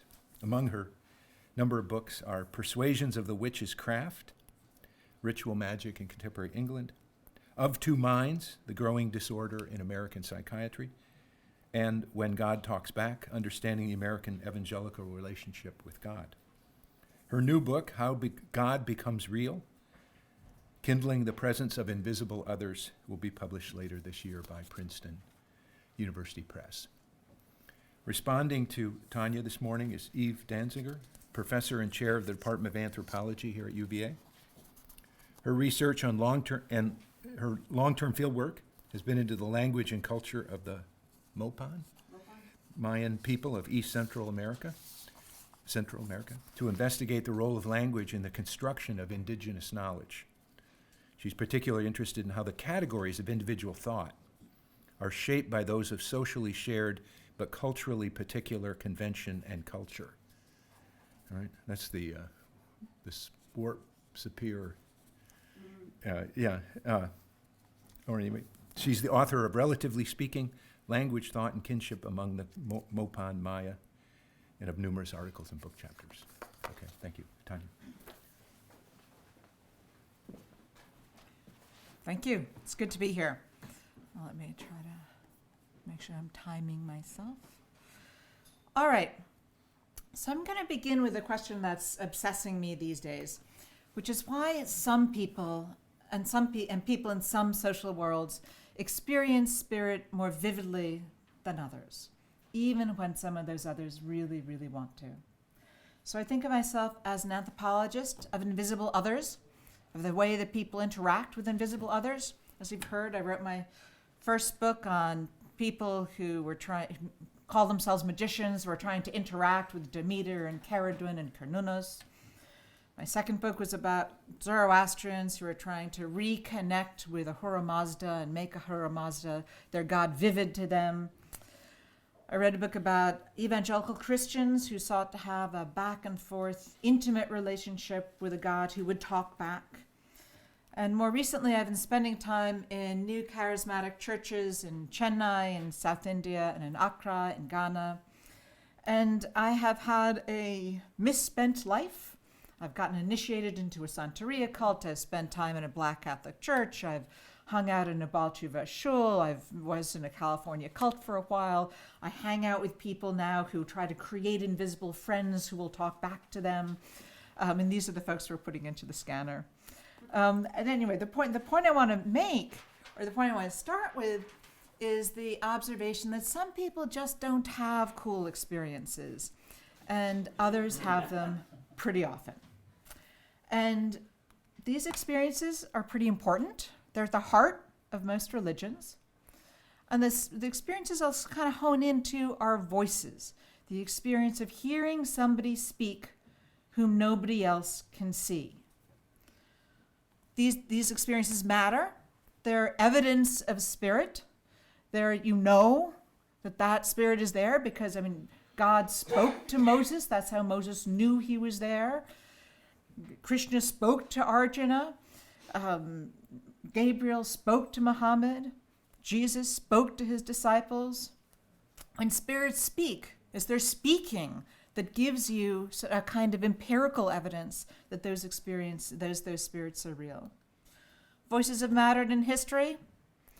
Christianity would have been different if Augustine hadn't heard a voice. So Augustine, torn against himself, trying to convert, is told, meets a friend, has a conversation, is so upset that he runs out of his house and throws himself at the foot of a fig tree, and he hears a voice. And that voice tells him to take the scripture and read, and that voice changes Christianity. Eve of the Montgomery bus boycotts, 1956. Martin Luther King Jr. is kind of trying to wonder about what he should do. He's gotten death threats to his family. He doesn't know whether he should proceed. He sits at his kitchen table. He prays, and Jesus says to him, "I will be with you," and he goes forward. Voices matter to ordinary people. So the next person is somebody that I met, evangelical Christian. She graduated from the University of Santa Cruz, University of California, Santa Cruz. Best job she could get was the morning shift at 7-Eleven. She was not very impressed with this. And she said to me, one morning this woman came in and she looked like she'd been up all night. She looked like it had been rough. She threw her stuff on the counter, 2 6-packs of Miller Lite, some cat food, and a food product of some sort, donuts, I think. And she looked at me and she said, "Hey, can you get me a carton of cigarettes?" And I'm thinking, excellent. This is what I want to be doing with my life. So I turned around, I rolled my eyes, and I started thinking my judgmental thoughts. In that moment, I literally heard the voice of God say to me, "Do not judge this woman. I have created her in my image and I love her." And poor woman, I almost fell over. I'm trying to give her change and I'm like, whoa, the voice of God spoke to me. I have been changed ever since. So these events, they're not uncommon, but they don't happen to everyone. Why? Part of the answer, the piece I'll talk about this morning, is that I think it has something to do with the way that humans think about thought, and that these are culturally distributed. I'm going to begin with what Gregory Bateson called an ecology of mind, a way of thinking about thoughts in the context of other thoughts, in the context of our relationship with the world. I'll begin with William James and his observation that the universal conscious fact is not that feelings and thoughts exist, but that I think and I feel. There's a feeling of mindness that has something to do with the way that we experience our thought. And you could say that the human condition looks something like this, that what it is to be conscious, what it is to be aware, is to have a sense of an insideness, for want of a better term, a mindness, a thoughtness, and a kind of out there-ness of which we are aware. That there's some crude sense. That's kind of the story of consciousness. But you can imagine that experience quite differently. So you could imagine the modern condition as the insideness separated from the outsideness by a bounded wall. That's the way Charles Taylor imagines it. It invites us to imagine the modern condition, that there's this, that because of the emergence of this notion of the brain, and because of the changes that have happened in the 20th century, we have a sense that our mind is an epiphenomenon. It's really important. It's who we are. It's our identity. We need to say what we think because that's who we are. Our thoughts are us. But they don't do anything. It's hard for us to explain where they come from. They don't act in the world. They motivate humans. The humans act in the world. The thoughts are I think of this as the Citadel theory of mind, that the mind is really important, but it's up on a hill, away from the city. It's not doing anything, just kind of keeping guard over stuff. You could imagine the mind very differently.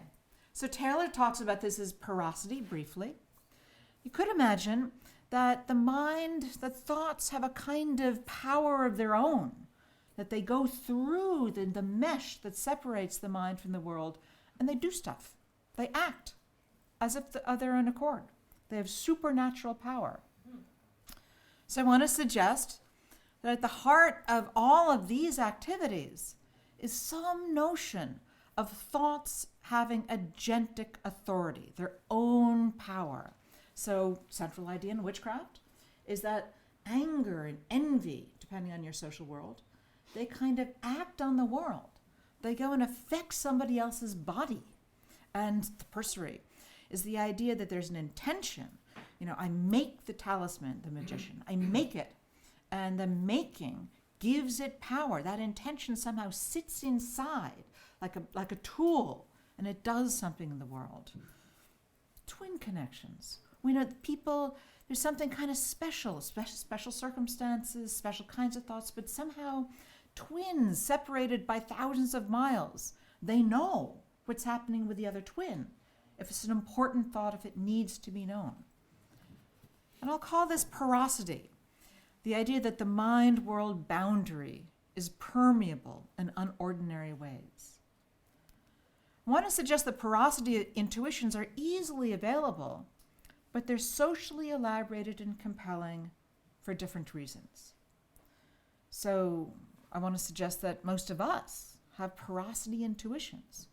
We mostly think that wishing, because of our model of mind, our 20th century secular model of mind, we mostly think that wishing doesn't affect the world. But I can tell you, and election eve 2016, it seemed to me that a lot of people around me were behaving as if wishing hard would affect the world directly. We mostly think that we generate our own thoughts, but many of us have had the intuition that the anger came to me. I don't know, it just came to me. Or the poem, it arrived in my mind. That's inspiration. We mostly think that our minds are private, other people don't have access. If you believe in a God, you probably think that God has a privileged access. Or if you know that somebody's psychic, you think that they have a privileged access. We have very complicated ideas, even in our secular society, about whether mind is or is not part of the body. When somebody dies, we think they're dead. But if you've got a shred of religiosity, you probably have a thought that something of the person might survive, or at least you hope that they might survive, or you think that they might survive. Any thought of a ghost is a reference to the idea that there's something about minds getting free of bodies.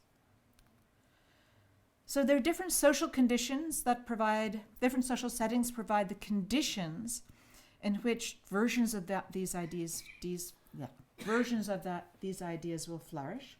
So one of the things that anthropologists have taught us, for example, is that ideas about witchcraft, they flourish in agrarian societies. We don't find them in hunter-gatherer societies. There's something about the social conditions that means that some of these intuitions get elaborated, made into special forms. Often they come with rules. They happen to special people. You need special tools. You need special training. But there are different social conditions under which porosity ideas will kind of emerge. I want to suggest that because porosity intuitions are about the relationship of awareness and world, they might affect the interpretation of ambiguous events. So now I want to tell you about the Mind and Spirit Project. This is a project that I've been running for the last 3 years. And it's a team of people. We use anthropologists that are competent in the local language. We've worked in China, Ghana, Thailand, the United States, and Vanuatu. And we had this kind of amazing team of senior anthropologists, psychologists, an historian of religion, a philosopher of mind. This is who we are one sunny afternoon. And that's the postdoctoral field workers down the side, and our data czar, and our project manager, and the team. So to compare, you put something in the box. We spent a lot of time worrying about how we were going to compare across social groups. Comparison is relatively uncommon in anthropology, but it's fun. It teaches you stuff with all its limitations. So what we did, we spent a lot of time together trying to think about what we wanted to compare, how we were going to think about the nature of mind, how we were going to capture mind and study it, and how we were going to ask questions about spirit. And we continued these conversations even as the field workers were off in the field doing field work. So this is the American crew. That's me and our Josh Brahinsky, who did the U.S. work, and Nikki Rossender. And there's Felicity Aulino at 6 a.m. in Thailand, and John Doolan at midnight in Ghana. We're trying to have these conversations over Skype every week, so we were spread about the world. And this is who we are. There was me, there's Kara, who's the sort of the data czar. The field workers that were out in their settings, they had a team of people who were collecting data and putting data on pieces of paper and scanning the data and sending it in. And then Nikki and her team on the ground was kind of organizing the paper and putting it into Excel files. And we have 38,000 pages of transcript data. We were trying to read the data and code the data and have people reread the data and recode the data. So let me tell you quickly what we did. So the question was, is the way that you think about your mind, does it affect the way that you experience spirit? So we did a bunch of different methods. We did intense ethnographic interviews with faithful people, and in there was a core group in every country of more or less the same kinds of charismatic Christians. We did short face-to-face interviews with members of the general population, different group, and another core group of charismatic Christians. We did pen and paper surveys with college students, because college students do pen and paper surveys all the time called exams, so they're used to this stuff. So we did pen and paper surveys, totally new groups of people. And then we thought we saw something really important to us. And so we went back to a new set of college students and did and asked our questions again, just to see whether we would get the same results. And so we asked a bunch of questions. We asked questions in many different ways. We asked questions about how people thought about mental causation. Can thought of its own accord act in the world? So we asked people about, Mary and Martha, and Mary's really angry at Martha, and let's say Martha falls ill. Could that be because of Mary's anger? How would that work? What do you think about that? We asked about mental vulnerability. Could somebody put a thought in somebody else's mind? We asked about mental sharing. Should you share your anger with other people? Is that polite? Impolite? We asked about make-believe, the imagination. And we asked a bunch of questions about spirit. We asked, and these were long, some of these were long, complex interviews, some of them were sheets of paper. We asked how people heard from the biggest God in the area. How did God communicate? How did you know that God was there? And then we asked about a series of core experiences. Voices, ever hear God's voice? Has God ever spoken to you in a way you can hear with your ears? We would probe in the rich interviews. We would probe. Did you turn your head to see who was speaking? Did it feel like it was with your ears? Was it outside? We asked about visions. We asked about senses of presence. We asked about sleep paralysis and out-of-body experiences. So the first bunch of the work was field work, and this is what field work looks like. I was actually there that evening, where this was a woman being initiated into a spirit possession practice in Ghana, where she will talk to the gods. And one of the things we saw from the field work is that people have very different models of mind. They think about the nature of mind quite differently. And just to give you a taste of what we saw, so in Ghana, we saw that people did a kind of bundling of the inside and the outside, which is not to say, and people, our Ghanaians are perfectly aware of being an inner awareness and an outer world. But one of the things you see in this interview is that our subject, our participant, is kind of going back and forth between whether she heard it with her ears or the voice. So the question is God's voice. First she says, I hear it in my mind. But she said something different a little earlier. So the interviewer comes back, did you hear it with your ears? She says, no, I hear it with my mind. But she said something different before. So he says, did you hear it with your ears or with your ears or not with your ears? I hear it with my ears. Now the interviewer says, did you turn your head to see who's speaking? You don't really do that if you've had a thought in your mind. So it's sort of, and it seemed like this kind of interview came up again and again and again, where people just weren't so interested in the boundary between the mind and the world. In China, we had a sort of different story. In China, and particularly in urban China, people were really interested in the way that the mind made them trip over God, that they were worried that because of their mind, they weren't hearing God directly. They didn't worry that way in rural China. In Thailand, Felicity spoke about a kaleidoscopic mind. She thought people spoke as if what happened in the mind was somehow intricately interacting with what happened in the world, as if the conditions of karma, the karmic moral conditions of the person, were shaping what the person actually experienced. And she found that the more, as she talked to people about whether they experienced things and other people experienced things, they kept saying, it depends. It depends upon their karma. In Vanuatu, Rachel Smith found that people were really worried about vulnerable minds. They were really worried that somebody else might put something in their mind and make them fall in love with somebody or change their, deplete their wills so they wouldn't be able to work as they once had worked. They thought that the mind was weak. And in the US, they really talked about that wall, even though they'd never read Charles Taylor, as far as I could tell.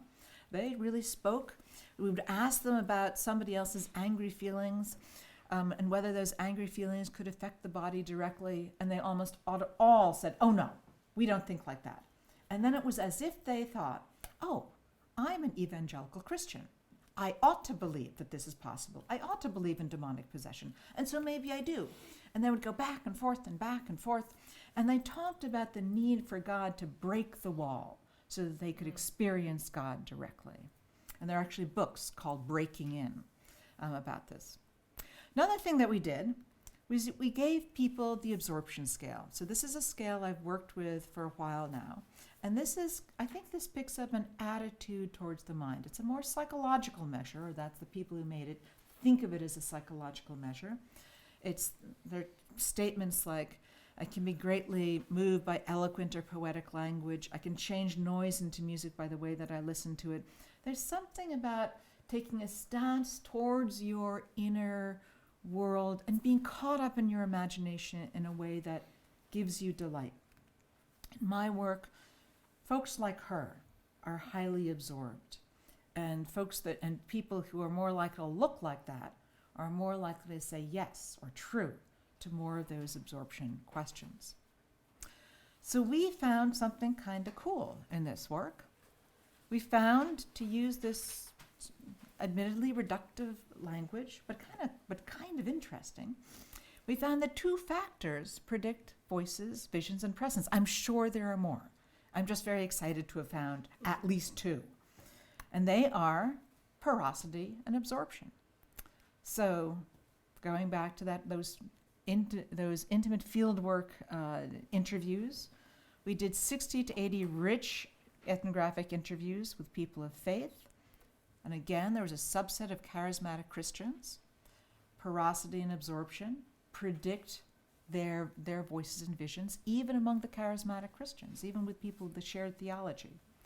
We did 150 standardized face-to-face interviews with folks in the local DMV, and some of them were charismatic Christians. Voice and porosity and absorption predict voices, visions, presence, even within those charismatic Christians. We did short face-to-face interviews. That's what that looks like. We did these 100 standardized, specific pen and paper surveys, asking questions a little differently because we borrowed some surveys that other people had worked with, and so they had a little bit more. So that's one way of doing this kind of work. That's what this looks like.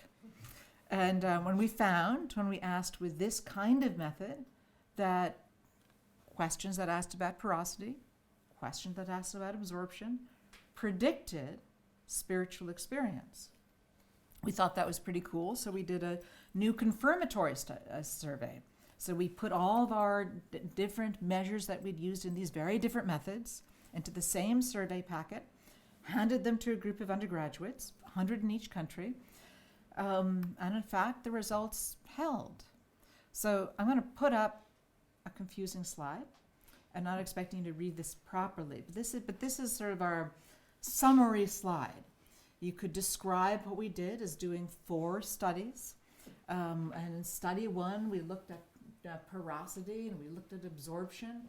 And along the bottom, that horizontal axis is the way that we counted up the number of yeses our subjects gave. And up the side are the 24 spiritual event questions we asked. Each dot is a person. Each color is a country. And the thing to pay attention to is there's the kind of the slope of the line is going up. I should say I've learned how to do a point-and-click statistics. These slides were made by Kara Weissman. And what's striking is that there's something that feels like we're capturing something important. It feels as if it's real.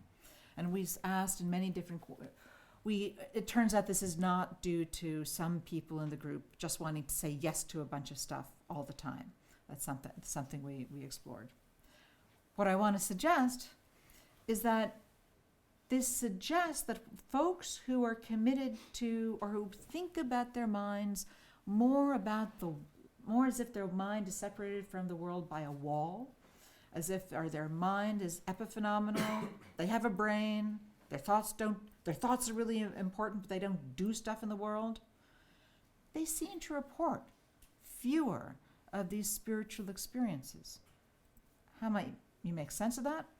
Well, I think that these cool, weird experiences have a kind of in-between quality. You hear God speak, but you know that nobody else has heard it. You have a sense that it wasn't in your mind, but maybe it wasn't fully in the world. You feel the presence, but you look and it's gone. There's this kind of sort of oddness of these experiences. And so this is my best attempt to make sense of how these experiences, I'll call the cool, weird experiences, the voices and the visions, come to pass, that maybe there's an ultimate source, and then very, very quickly they interpret that. Some people call this reality monitoring, that there's some kind of micro-moment judgment of the event, and that judgment changes the event that people experience and report. I'm going to give you a simple-minded illustration of what I think I hear people talking about, and I'm going to do this just because it's fun. So this is my simple-minded interpretation. I'm going to give you a sentence that many people will experience as being the sound of birds. But if I tell you but if I tell you that's really the first line of the Lord's Prayer, Our Father who art in heaven, hallowed be thy name, you'll probably hear it. Sorry. Okay, so now let me take just about 10 minutes to talk to you about the other side of this story, which is psychosis. And I should say that one of my deep interests in all of this is thinking about the similarities and differences between voice hearing among folks who are religious and without a need for care, and voice hearing among people who are psychotic. So I spent many, many hours on the street with homeless psychotic women, and I have spent time also in Chennai and in Accra, also with folks who need hospital care, are the same kinds of persons. And I wanted to talk briefly about this project that I've done, and that was the first publication, and we've done it again with up to 60 people. But in this work, I looked at 20 people, I and my colleagues, and we tried to do this in a way that meant that we minimized the limitations of my being a white-skinned American. I and my colleagues talked to 20 people in hospital settings in San Mateo, California, Accra, Ghana, and Chennai, South India. And we asked them about their experiences. So all these folks are in the hospital. They're all hearing voices. We asked them a bunch of questions about their experience, including, do you ever have positive experiences? Do you like your voice? Do you know who your voice is? Have you met in the flesh the person whose voice you hear? And some other things. And so here is the charming caricature. Americans hear horrible voices telling them that they're worthless and should die. Africans hear an audible God who tells them to ignore their evil voices. And South Asians hear annoying relatives who tell them to get dressed and to clean up. And there's, this is a caricature. These voices are more alike than different. But let me quickly run through what I thought I heard. Americans hated their voices. Every single American said, hearing voices means you're crazy. They were assaulted by their voices. They didn't know who was speaking when their voices spoke. The violence in the voices was striking. Really quite striking. And again, we've now done this with 60 people in each country. Torturing people. The voices say, take their eye out with a fork, cut somebody's head, drink their blood, really nasty stuff. In the first sample, not one American said that a dominant voice was a positive voice. Chennai, over half the sample heard their kin, so they knew who was talking. In Chennai, when the voice was mean, it was often sexually shaming. Somebody would get onto a bus, and the voice, in their experience, would announce to the bus that everybody knows that you masturbate. Sort of embarrassed, from the person's experience, embarrass them in front of the busload of people.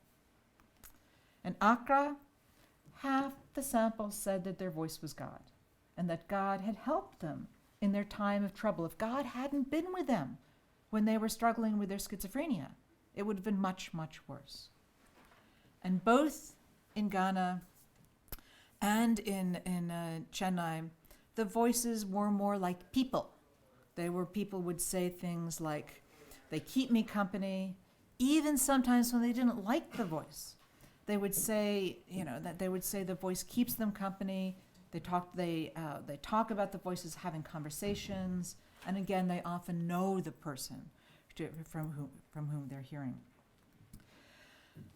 So this is my inference, that there's something striking about the American, and I'm inferring here that the Americans are using this more Charles Taylor model of mind, that there's something about the modern condition in which people imagine, for the Americans, more than these other worlds, the mind is imagined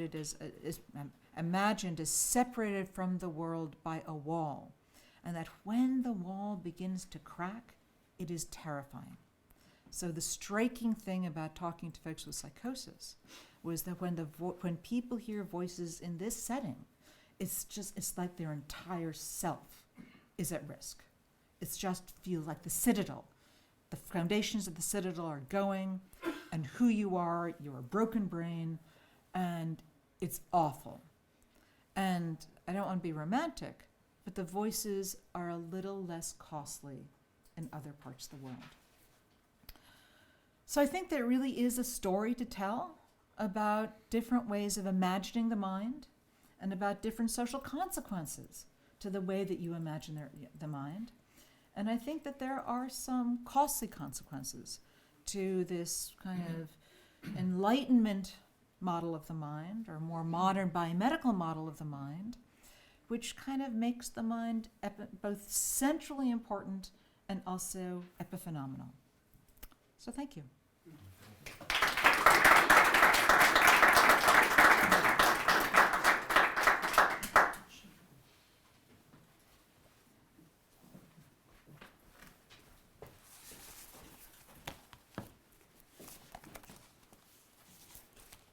Okay.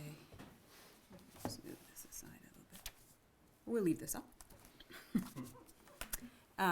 Thank you, Tanya, and thanks everyone. I really enjoyed the paper and the talk, and very much in sympathy with the high level conclusion that the way you categorize or compartmentalize things can affect the way you experience them, and the way you categorize and compartmentalize can be a function of cultural learning. And I had prepared a little demonstration, but Tanya perhaps took care of that with the birds. But let's go with the linguistic demonstration. Apologies to those who heard this. This is classic in Linguistic Anthropology 101. But if we think about the two words, English words pill and spill, we notice that the letter P appears in both the words. Would you think that the letter P represents the same sound? Those who haven't tried this exercise, who are English speakers, especially native English speakers, will normally say, yeah, that letter P represents the same sound. Now we can all try it. Hold the back of your hand against your mouth and say the word pill. Now say the word spill. So what you're expected to experience in the word pill is a little puff of air as it hits your hand. Feel free to try this again. Pill, pill. And when you say spill, there's no puff of air coming at that P, right? Pill, spill. And the reality is that those are two different sounds that are experienced in a sensory way as the same sound as a result of the linguistic practice of speaking English. And we know it's as a result of speaking English because if you speak Hindi, then not only do they sound different to you in a sensory way, but they're also used to create differences among words with different meanings. So pill with the puff of air and pull without the puff of air mean two different things. And it's as a result of that, the categorization, that you hear them differently. So we have enormously robust evidence that this is a real phenomenon. So the sort of preliminary question of whether cultural learning can affect sensory perception is already answered. The answer is yes. So what Tanya is talking about is some version of categorical perception that gets into a more conceptual realm and then the sort of meta-conceptual. In other words, what if it wasn't just my using those sounds to make meaning differences, but something about the way I thought about sounds that made the difference, thought about hearing sounds makes a difference to how I hear sounds and so on. So there's that actually harks back a little bit to the question of art and reflection and being inside a frame that heightens consciousness of what's inside the frame. But there are some issues that I want to raise about the particulars of this paper and how to get Tanya maybe to say a little more or think a bit more with us about how we might do it differently. It's quite, it's clear that the big picture or the sort of big type of questions, well, in the written version there was a distinction made between a certain kind of belief that thoughts can get into your head from outside and the belief that thoughts can go out from into to out, and that's the sort of witchcraft phenomenon. It's not necessarily clear that those need to be dealt with the same way in a cultural framing, right? So that hearing voices and believing in witchcraft could be two completely different things. It'd be nice to know. The focus in the paper is very much on the thoughts coming in, the question of, at least in what's presented explicitly, the question of if you hear voices, do they seem real? Are they coming from somewhere? Do you hear them with your ears? Do you turn your head to see where in the outside are they coming from? So the link to the question of witchcraft and the the outgoing thoughts is left a little bit hanging and might need a little more buttressing, or at least be presented as, let's ask this question next. You know, is there a direct correspondence between what you called vulnerability and what you called potency in the written version? Like, can we just go from one to the other? The metaphor of the wall suggests that you can. The wall is porous. You could go in, you could go out, but perhaps it doesn't work quite like that. I think that voices is the phenomenon, and Okay, so let me get to that, because the next issue is, so let's stick with the we hear voices, voices can come in from outside. There is a little bit of slippage between thoughts and voices in the way that this is discussed, so that on the one hand, if you think that, you know, thoughts can come in, then you might be thinking voices can come in. Maybe thoughts and voices are the same thing. And, you know, maybe they are. Actually, I might be willing to go there. But in we might have to defend that position.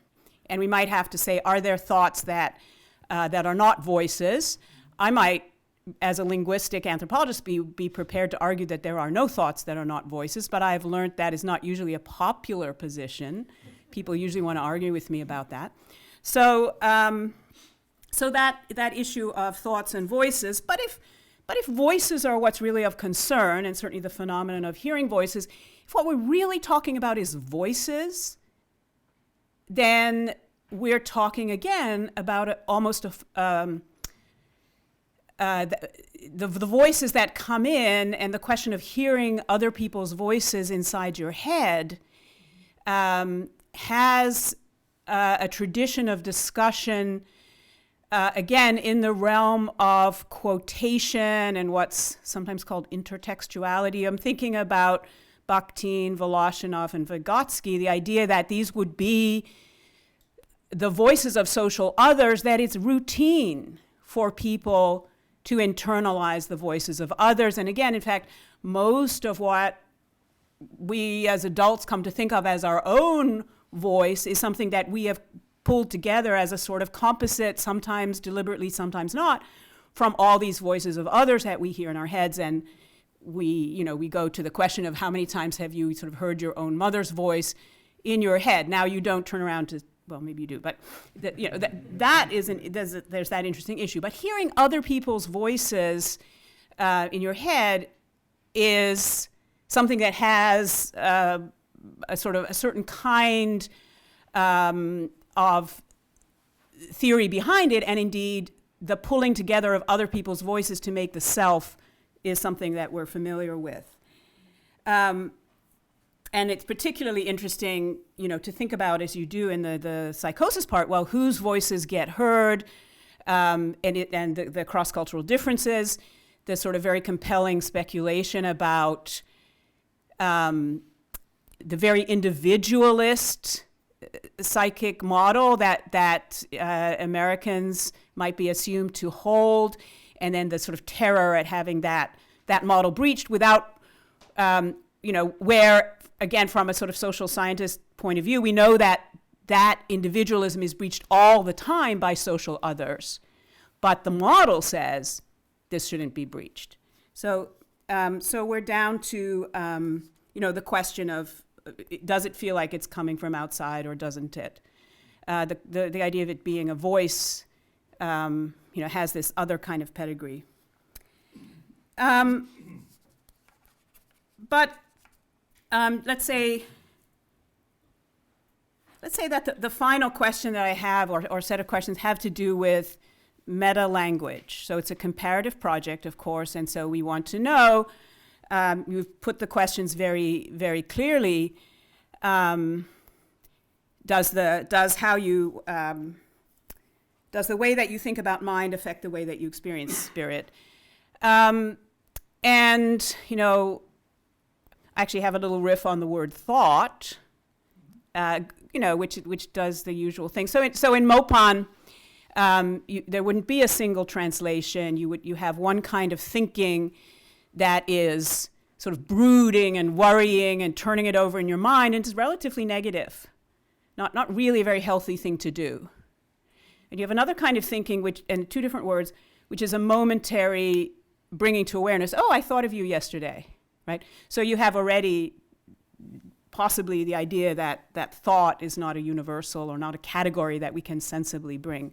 But I'm very worried about mind and spirit, because they appear in the sort of hypothesis. Does the way you think about mind affect the way you experience spirit? So we really would like them to be, on the one hand, clearly articulated, and on the other hand, separate. If we're going to put the question like that, and I might propose that maybe we don't have to put it that, we don't have to have this kind of dependent, independent variable framing, but that's what you're giving us. So the difference between mind and spirit has to be very clear in order to be able to ask that kind of question. And so what I want to ask you, I suppose, is how would you characterize the difference? And then in particular to pull apart for me what I did experience as a bit of a confusion, which is that this question of whether you hear the voice with your ears or not and how you hear the voice is presented as evidence on both sides. So on the one hand, if you hear it from the outside, you have a less porous model of the mind. So the question, do you hear the voices coming in? So I may have been misunderstanding, so you can come and explain. But I felt that I was reading and hearing these questions about how external are the voices, as if that was giving evidence about how porous is your mind-world boundary, in other words, a question about mind. And then on the other hand, evidence about your spiritual experience. So that was giving me the feeling of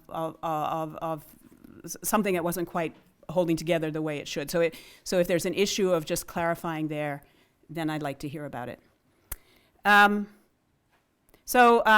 leave it there because I just really want to hear more, and I want to hear what other people have to say. Thank you, Tanya. Thank you.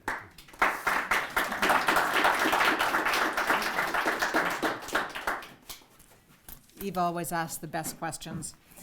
Okay, so, and these are the deep questions, and I, it's a huge project, and the last time I gave this talk, an anthropologist said to me, show less stuff. And so now, of course, the problem is I didn't show enough stuff.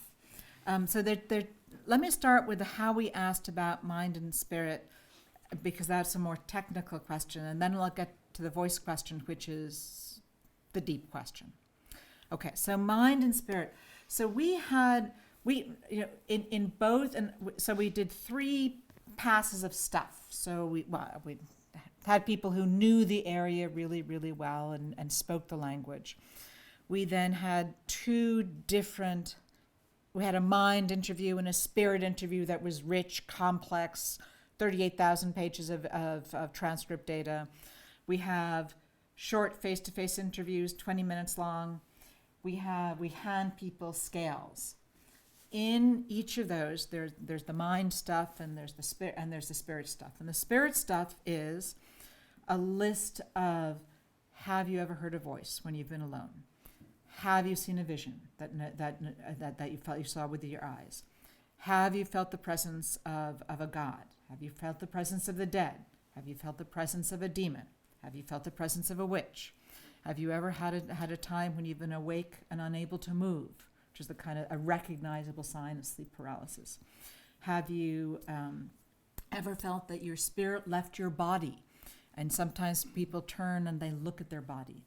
Have you ever felt and it was a little awkward because these questions began from a Christian perspective, and we had these Christians that we were trying to compare across, but we were also talking to Buddhists, and so we had many agitated conversations about how to do this. But we asked about Holy Spirit experiences. Have you ever felt as if a electrical bolt went through you and transformed you? Some people call this a Holy Spirit experience. Have you ever had an experience of overwhelming emotion? So we had a list of about 24, and in different settings, so it was a shorter and a longer list. We had a version of those questions that were made up by folks who worry about hallucinations, and another version of, so we had those questions. The mind questions, we never asked people, we used the word for God, that people used there. And our goal was to do the Ara Noren Zion biggest God. So if it's Christian, we talk about God. If it was, in a Kung Fu, we talk about your God. If it was in Thailand, Felicity chose the most important spirit in the area. And so these were all, what have you experienced? The mind questions were all, do you think this is cultural, this is true? And we never used the word mind. We said, supposing there are two people who, in a place very much like this one, there are two neighbors, Mary and Martha. One day Mary realizes that Martha has been angry at her she's very, very angry, and she's been angry at you for a long time. Do you think that Mary could, who is this? This person, the angry person, let's call her Mary. Could Mary hurt Martha? How would that happen? Supposing Mary was just thinking about Martha, could you hurt? If Mary was just thinking about Martha, could just thinking about her hurt her? How would that happen? Supposing Mary got sick, is it possible that this person's anger could be responsible? And so we did that with, and so those were, pretty rich, open-ended, and, that was half an hour. We did that with caring. We did that with envy. Then we asked, when we asked about the other questions, we were mostly driven by vignettes in the open-ended interviews. When we did the face-to-face interviews, we decided that we needed examples of witchcraft, sorcery stuff. So in the face-to-face interviews, we had 16 items. And the items are things like, some people think that a witch can look at your food and poison it with a single glance. What do you think? It doesn't happen. It happens. It happens a lot. We asked, some people think that if they pray hard enough, you can bring back the dead. It doesn't happen. It happens. It happens a lot. Some people think that if they send good thoughts, they don't pray, but they just think good thoughts, they can help somebody get a job. It doesn't happen. It happens. It happens a lot. So those are 16 items. So in our confirmatory, and then when we did our surveys, we then took the vignettes and we put them in a block of text. We took the 16 questions and we put them in a block of text, and those became our measures of porosity. We also asked a bunch of other questions that, two classic sets of questions about inner speech. Do you have inner speech? Do you not? And there are two cross-cutting phenomena that I don't fully understand, that are really robust, meaning that they pop up again and again.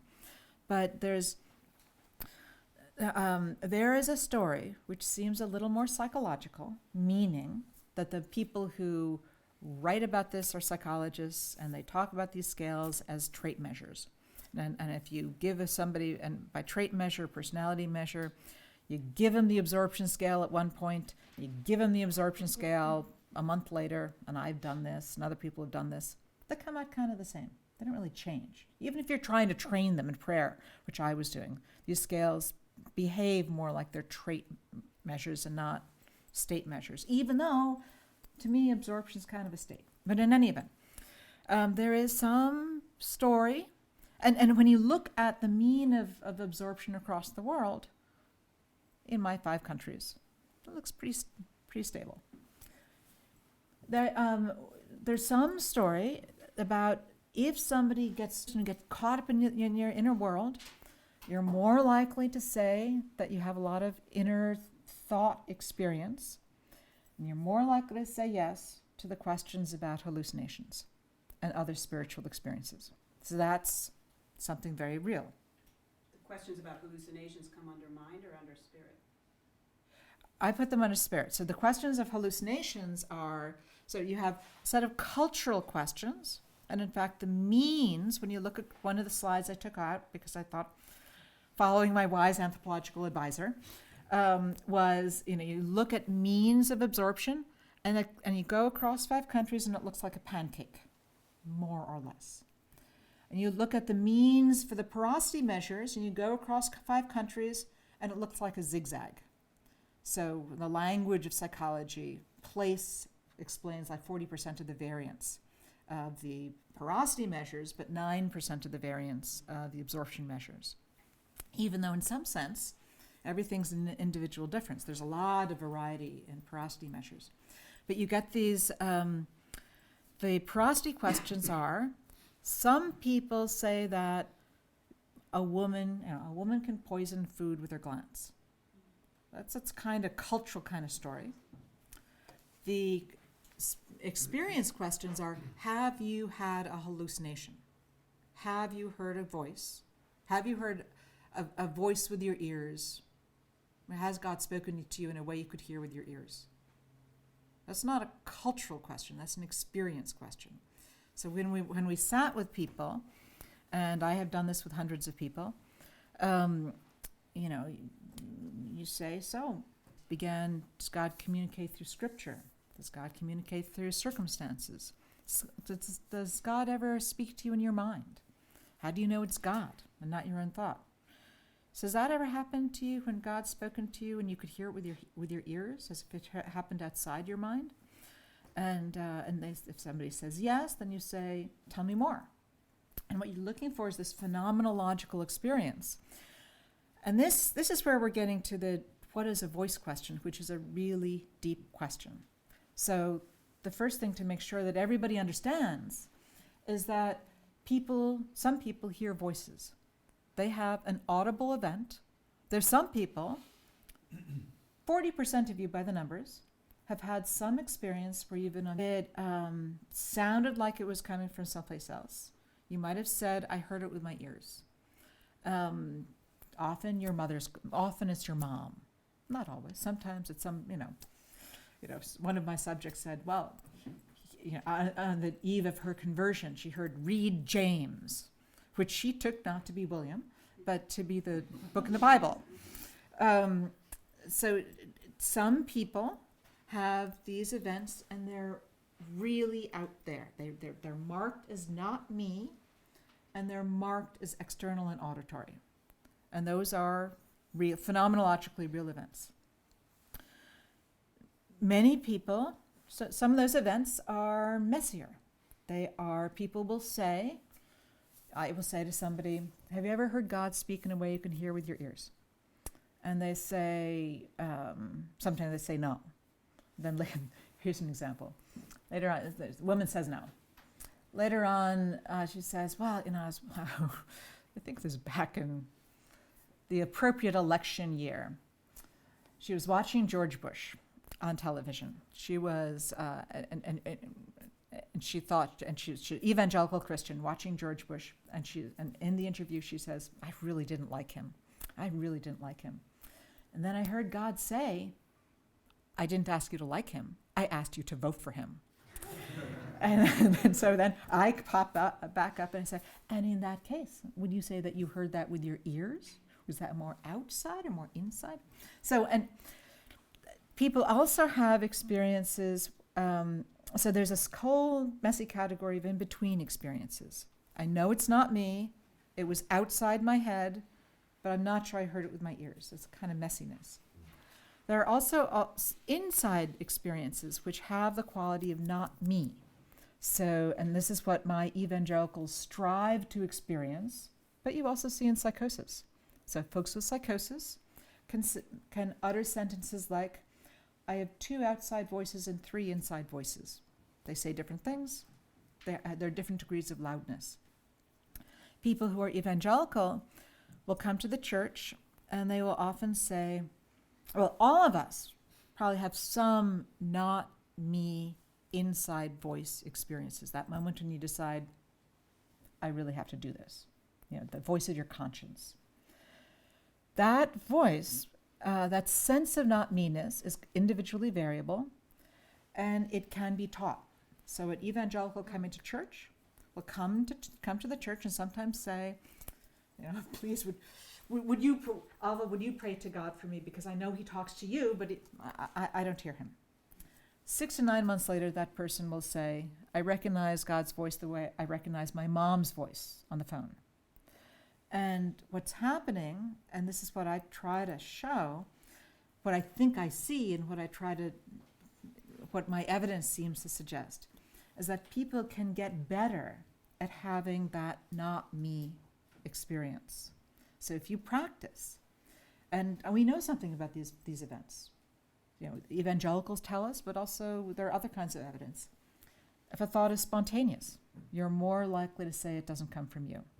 You're often people will, but they're more likely to say it comes from someplace else. If the thought is loud, it's more, people use the phrase, it was a loud thought. People have a texture to their thought. Thoughts that are loud are more likely to be attributed to something else. If you make an interpretation of that thought so that the thought is of a certain kind, of the kind of thought that God will speak, you're more likely to judge that maybe it was God speaking. So there's a whole host of voice-like events. So the point I'm trying to make is that there's an absorption psychological story in which the more you're getting involved, the more you have cool, weird stuff. Also looks like there is a cultural story about the way that the mind is modeled that inhibits that experience. I Yes? just wanted to kind of open it up. Yeah, sorry. Running out of time. China. Yeah, that was really great. I have a question. I was wondering if the charismatic ambivalence about porosity that you mentioned, where it's sort of this kind of jumping back and forth. I feel the wall, but I don't want to feel the wall. I wish the wall would break. Right. Whether that has any stakes for the ways in which people experience schizophrenia. Oh. Because part of your story is that people are so distressed by schizophrenia because the wall's breaking. But if you're desiring a break, what that looks like. So I think they're closely allied. I do think that when my American charismatics heard God speak audibly, which can be a result of this intense amount of time they're spending looking for God's voice and praying and cultivating the inner world, they would sometimes say, I talked to my pastor because I worried I was going crazy. Or they would say, I don't say this to many people, but since you've asked. They would sometimes, the pastors will often give an account of hearing a voice. But my experience of talking to people is that they are often very cagey about it. Whereas in Ghana, the issue is trying to figure out whether somebody actually has heard a voice because they are so clear it's an auditory experience. Yes? That was really wonderful. I'm going to try and keep this thought as coherent as possible, but so forgive me if I fail. So I was thinking about how kind of we perceive our thoughts something like an inner voice. That's a tension on some level, but so I thought about the experience of when we listen to ourselves on camera or video. Everyone's always like, oh, I hate listening to myself. Like, it doesn't quite feel like you. Yeah. And there's almost like a sort of minor affront to self, and we don't like it. It embarrasses us on some level, right? And so my sort of sidebar question is, I wonder in other cultures, do people also feel this kind of weird, I don't like that, hearing my voice, it doesn't match up with how it sounds in my head, right? It's a great question. I don't know. My guess would be yes, but My sort of kind of deeper point is that this is about the relationship between like voice, thought, and concept.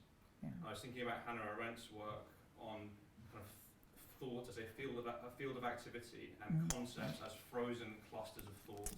And how in the context of mental illness, and someone who works with homeless, mentally ill people, it seems like it's not so much the thought that always is intrusive, but that can be the case. I think this idea of the intrusive thought is really interesting. Yeah. But actually it's when thought clusters around a concept, in this case that sharing space in your head with other voices is bad, it's dangerous, and it's intrinsically pathological. Yes. That actually the unpleasantly experiential, phenomenological like horror and fear of that wall being broken is an encounter with an intrusive concept as much as it is with an intrusive thought. To what extent should concepts be sort of incorporated into this sort of porosity model of mind, world, and thoughts? It's a great question. One of the debates in the psychiatric science is the relationship between delusions and voices, and some people say they're the same, and some people say they're really different, and some people say... So the piece of that deep question that I will respond to is that I think that there is a trajectory and a process that, not unlike the story that Alva is telling, that you are interacting with you're interacting these elements of thought over time.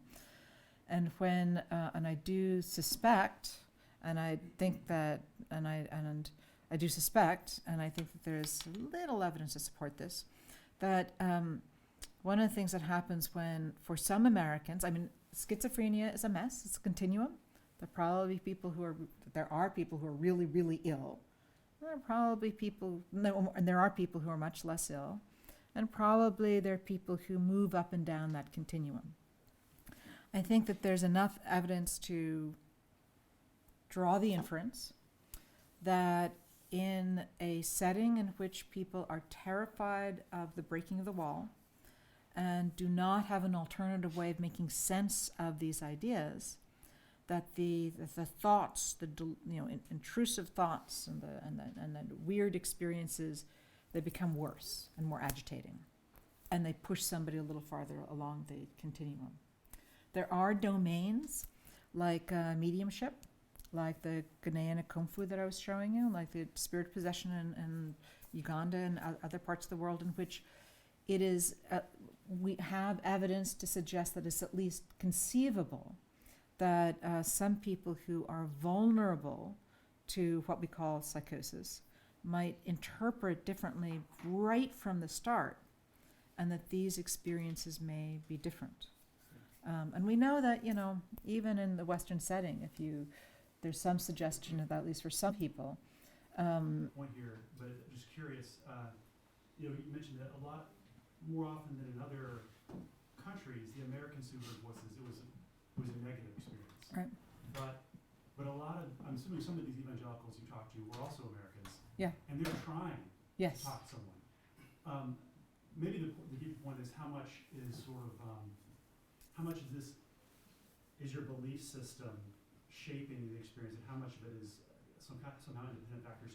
Did you have any of the American evangelicals who were sort of getting unwanted voices, like they were, making the calls, but the wrong person was picking up? What was this weird bisection of the data? So there's this a deep, what I'll call science question that where I end up arguing with neuroscientists and so, which makes me want to feel that they're my friends as well as my interlocutors. The psychiatric science debate at the moment is whether is a one or many debate. Are these all the same experiences, but some people have figured out how to deal with them more effectively, or are they different? My own view is that there are multiple pathways. I think that psychosis is a pathway. I think absorption is a pathway. I think that sleep is a pathway. It seems that trauma is a pathway. People can travel on more than one pathway.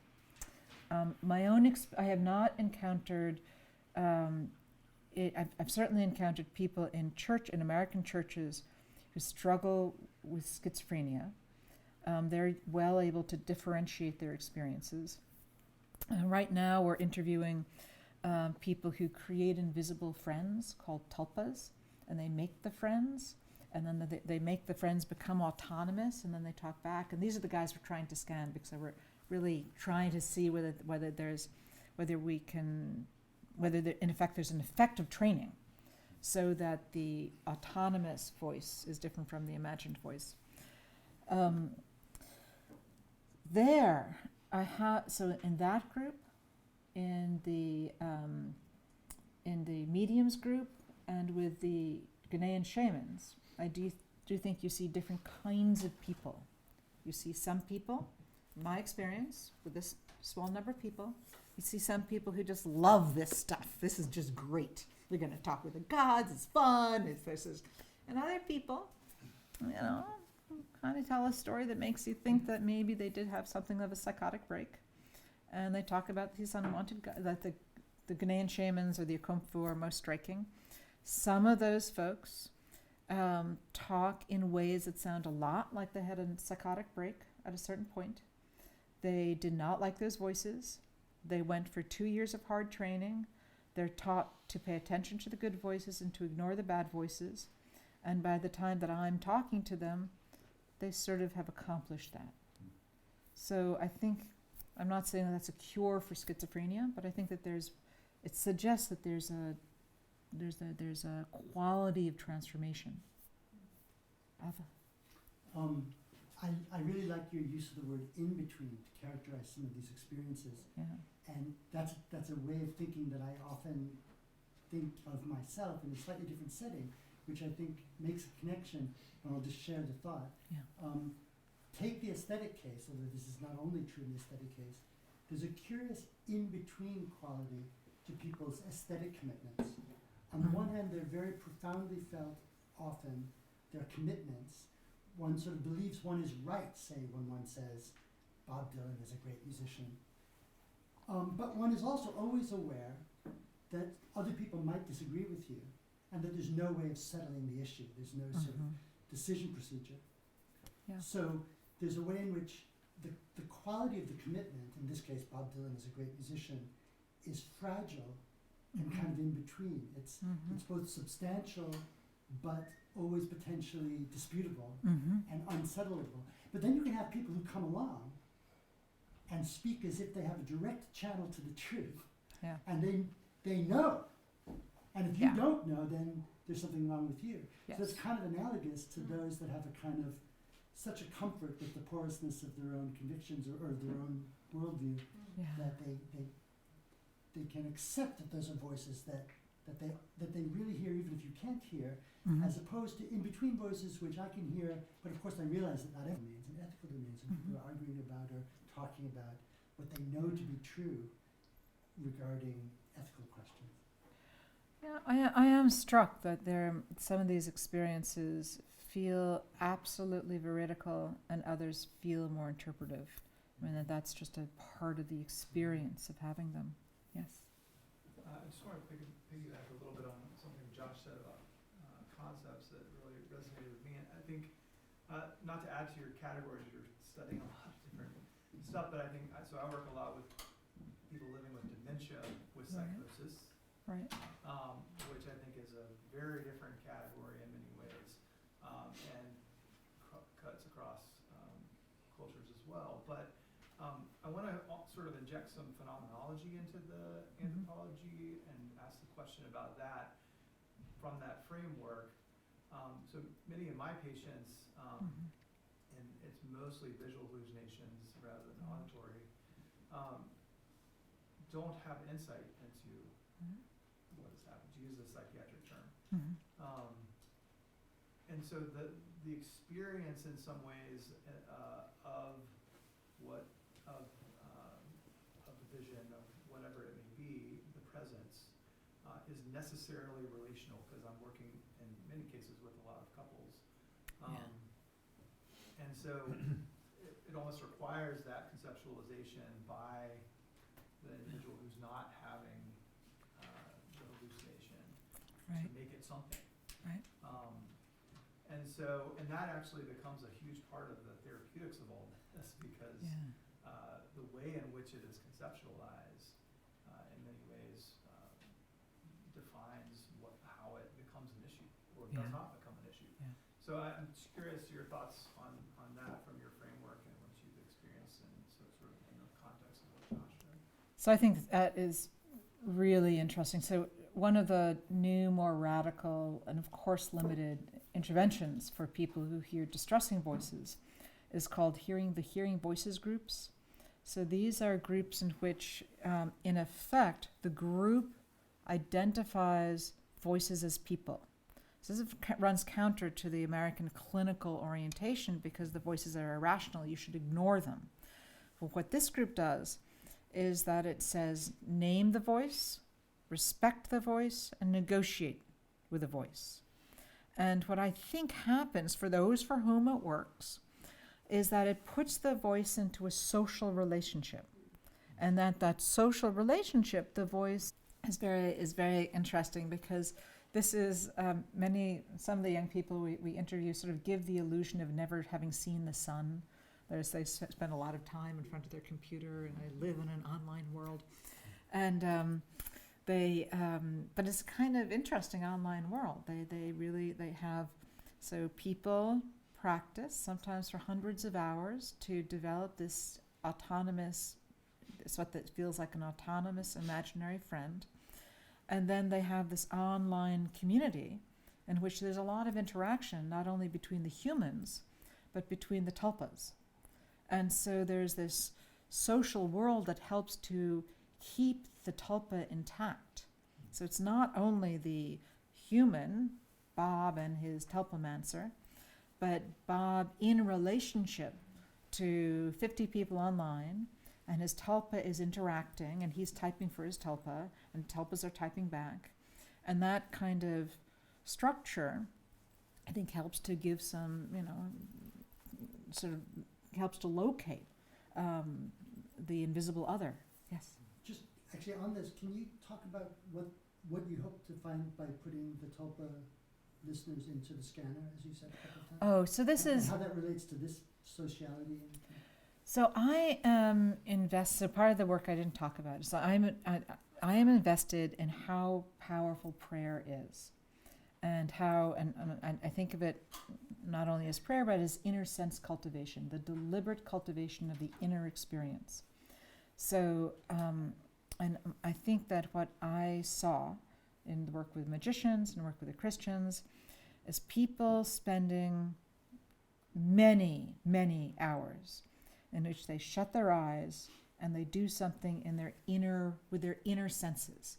So when they're praying, they're sitting on God's lap. They are standing in the throne room. They're going for a walk with God. They're sitting on a park bench and his arm is around their shoulders, and he is talking about his life, they're talking about theirs. But people say that.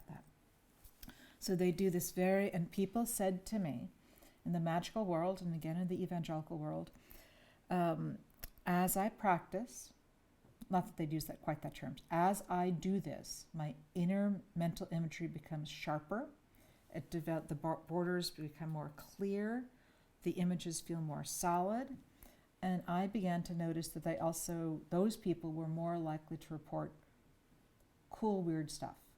They'd seen the edge of an angel's wing, they'd seen the goddess in the mirror, they heard God talk to them, and they sometimes made that connection. If you pray, you're more likely to have these experiences. So I thought I was seeing something about these inner experiences. They become more intense, and they sort of pop out in sensory ways. So there's this big argument about whether that's a kind of psychosis.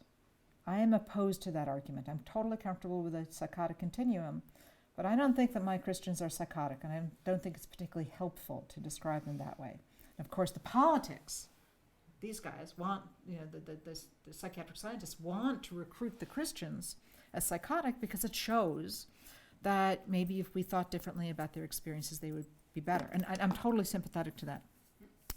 But so I am I think it would be really cool if we could demonstrate that there is a difference, for want of any more sophisticated term, and I'm not the neuroscientist here, if we can show that people, so let me step back, super hard to get God to speak in a scanner. Not the kind of thing that God does. So in order to get any evidence out of a scanner, the invisible other has to speak 20 times. God just isn't that kind of guy. But the tulpa is. You can get the tulpa to agree to go to speak in the scanner. So, we are trying to get the tulpa to speak and the tulpamancer's mom, to imagine the tulpamancer's mom to speak and see if there are differences. I'm involved with another project where, again, the excitement is, these mediums, they talk to the dead. They talk to the dead a lot. They don't meet criteria for psychosis. And then there's a lot of argument about what this means. But is there a difference? Can we see a different signature for when the dead speak to when you imagine your friend speaking? Does it feel like there's something different? And that gives me confidence that, or more confidence that what I see ethnographically, which is this training process that really, I think, changes people, that there, maybe it does. So I see all of this stuff as little, like leaves on the forest floor. You know, this paper will help, that paper will help, that, you know. So in one subject, you can differentiate when when they're imagining their friend speaking to them and when their invisible companion is speaking to them. That's what we're and you're hoping. asking whether that difference, which is expressed in the reports, is also reflected in some neurological signature. Yeah. And then furthermore, distinguishing it from any kind of psychotic evidence of a psychosis. Yeah. So so, you know, down the road. Yeah. Yes. And then what? Recently, I've been asking mainstream Christians, not evangelicals. I've spent a lot of time with primitive Baptists, but I've been asking mainstream, when you hear a voice, can you turn and see it? I've asked them, do you believe that angels roam the earth? Universally, the answer was yes. Have you had an experience with an angel? Universally, the answer was yes. Thank you for asking, because I've wanted to share this with someone. Tell me about the experience. Universally, it was either instructive or it was of some kind of warning about an impending danger. And I'm curious whether you've had any research on angels and positive experiences with spirits, as opposed to my friend calling me this week, expressing great concern that he could no longer control the voices in his head. Right. So that Yeah. contrast between the two. Yeah, so when so the 38,000 pages of transcript is mostly about gods and angels, and so what I am struck by is that God is different in different social worlds, which you know, of course, once you think about it, is kind of obvious, but it's sort of striking the first time you think about it, that because it's God, the same theology, it's the same. So we look for the same church in 5 countries, and you know, and some people think that you can sort of. So some of my friends have usefully written papers saying that you can find the same church, that this is a portable culture. And so, you know, we fret a lot about trying to find the same church, and of course you don't. But in these more or less similar churches, you know, when God talks to people in Cape Coast, actually, he instructs, he's moral, he speaks to the Bible. When God speaks to people in Chennai, he speaks people talk a lot about how he speaks through friends. He speaks through their relationships with people. He is a more loving God. They talk more about merging with God, which you'd expect from a kind of Hindu background. When God speaks I mean, all of these are sort of subtle differences in many ways. When God speaks to my vineyard congregants, he does some things that he does nowhere else in the world, which is that he chuckles, he plays jokes, he makes you laugh out loud, he has a bird poop on your shirt, and you think that's hilarious. So there's this joking quality, which is, you could associate with doubt, or you could associate with the casualness of the American relationship. That's striking here. And so yeah, I mean, the way I think about it, there's a phenomenological possibility in the body. So I think this is extremely crude. There's the body. There's what people think, and there's what they do. And human experience is kind of in the middle. It is a possibility of bodies to have hallucination-like events, to have presence-like events, to have sleep paralysis. People think about those experiences differently. Christianity will change them, and being a Christian in Accra will make you think about them differently than being a Christian in Chennai. And what you do, how much you pray, will affect what you also experience as well. There's one more. Can I take one? We'll take one more. Okay. But lunch is out there, and Okay. I hope we can continue the conversation. We don't have to end it, but yeah. So one more question. I'll try to ask the question that people don't hate for the lunch pending. So I really like the porosity stuff, and I think that's a great framework. There was just a phrase that stood out to me, and I just want clarification on thoughts having agency. Yeah. And I'll tell you why I'm asking, and then I'll ask a direct question. The thoughts having agency, you know, in the history of Western approaches to religion, there's sort of a drifting, in some strands of drifting sort of reduction to subjective states or psychology, and this reflects sort of a preference for epistemology and perception over talking about ontology. And this, of course, is very befuddling to people who have to go study non-Western places or even understand Western people. And so, to bring that to the more practical level, I'm wondering, thoughts having agency, the word of faith movement that's in the charismatic churches, I'm curious if the people that you're interviewing, when they say, I said a prayer and it happened, and so my thoughts or my words had agency, is that the thought having agency? Is that the prayer having agency? And is there a difference would be my interest in sort of trying to understand.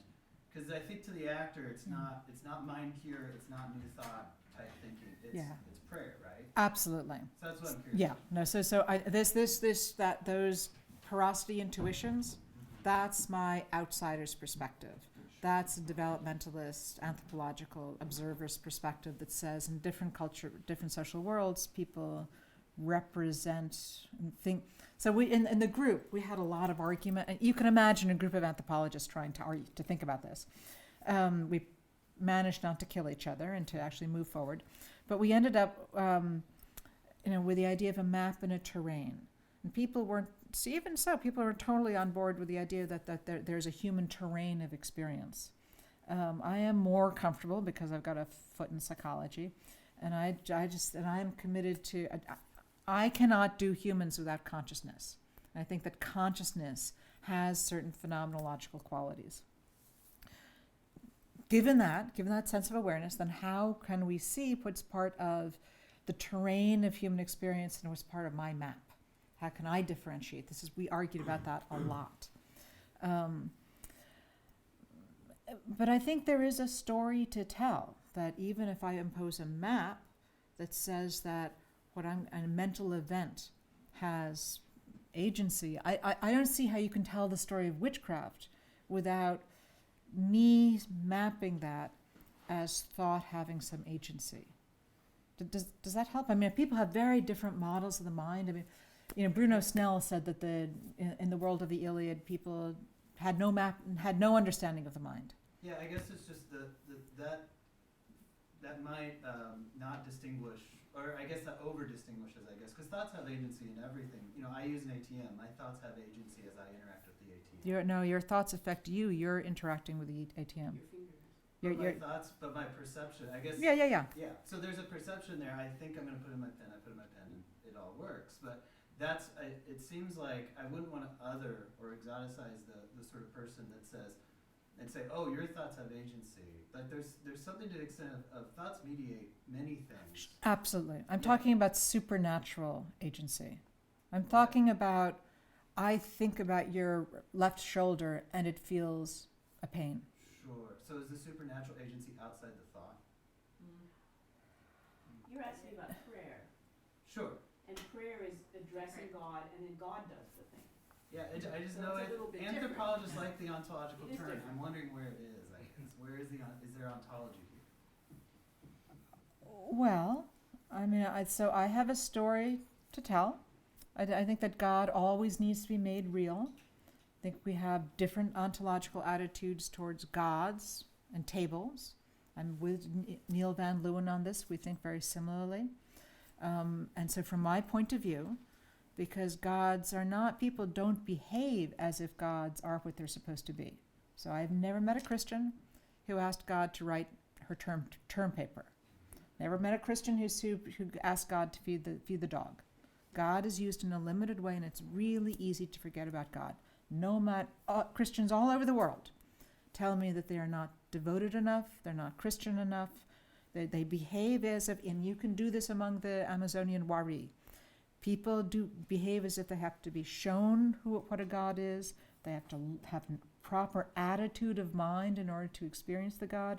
And then if you don't think about the God will go away. So I think that's the ontology for me. That the God must be made real. I do think that when I think there's a story about making God real. Part of that story is having empirical sensory evidence that God is real. which is super helpful because God's invisible. And when somebody hears God speak audibly, it can be really powerful and important for them. Can make up for a lot of times when they pray to God and God doesn't deliver anything. Good thing, Tom.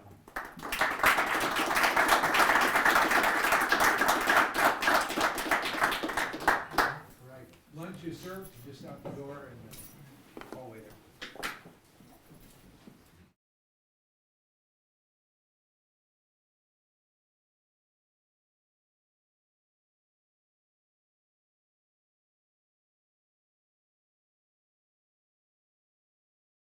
Say hello, Josh. That was really wonderful. Yeah, I know you.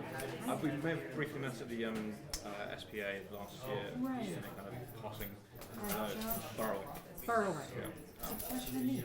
Real pleasure. That was just wonderful. And, Thank you.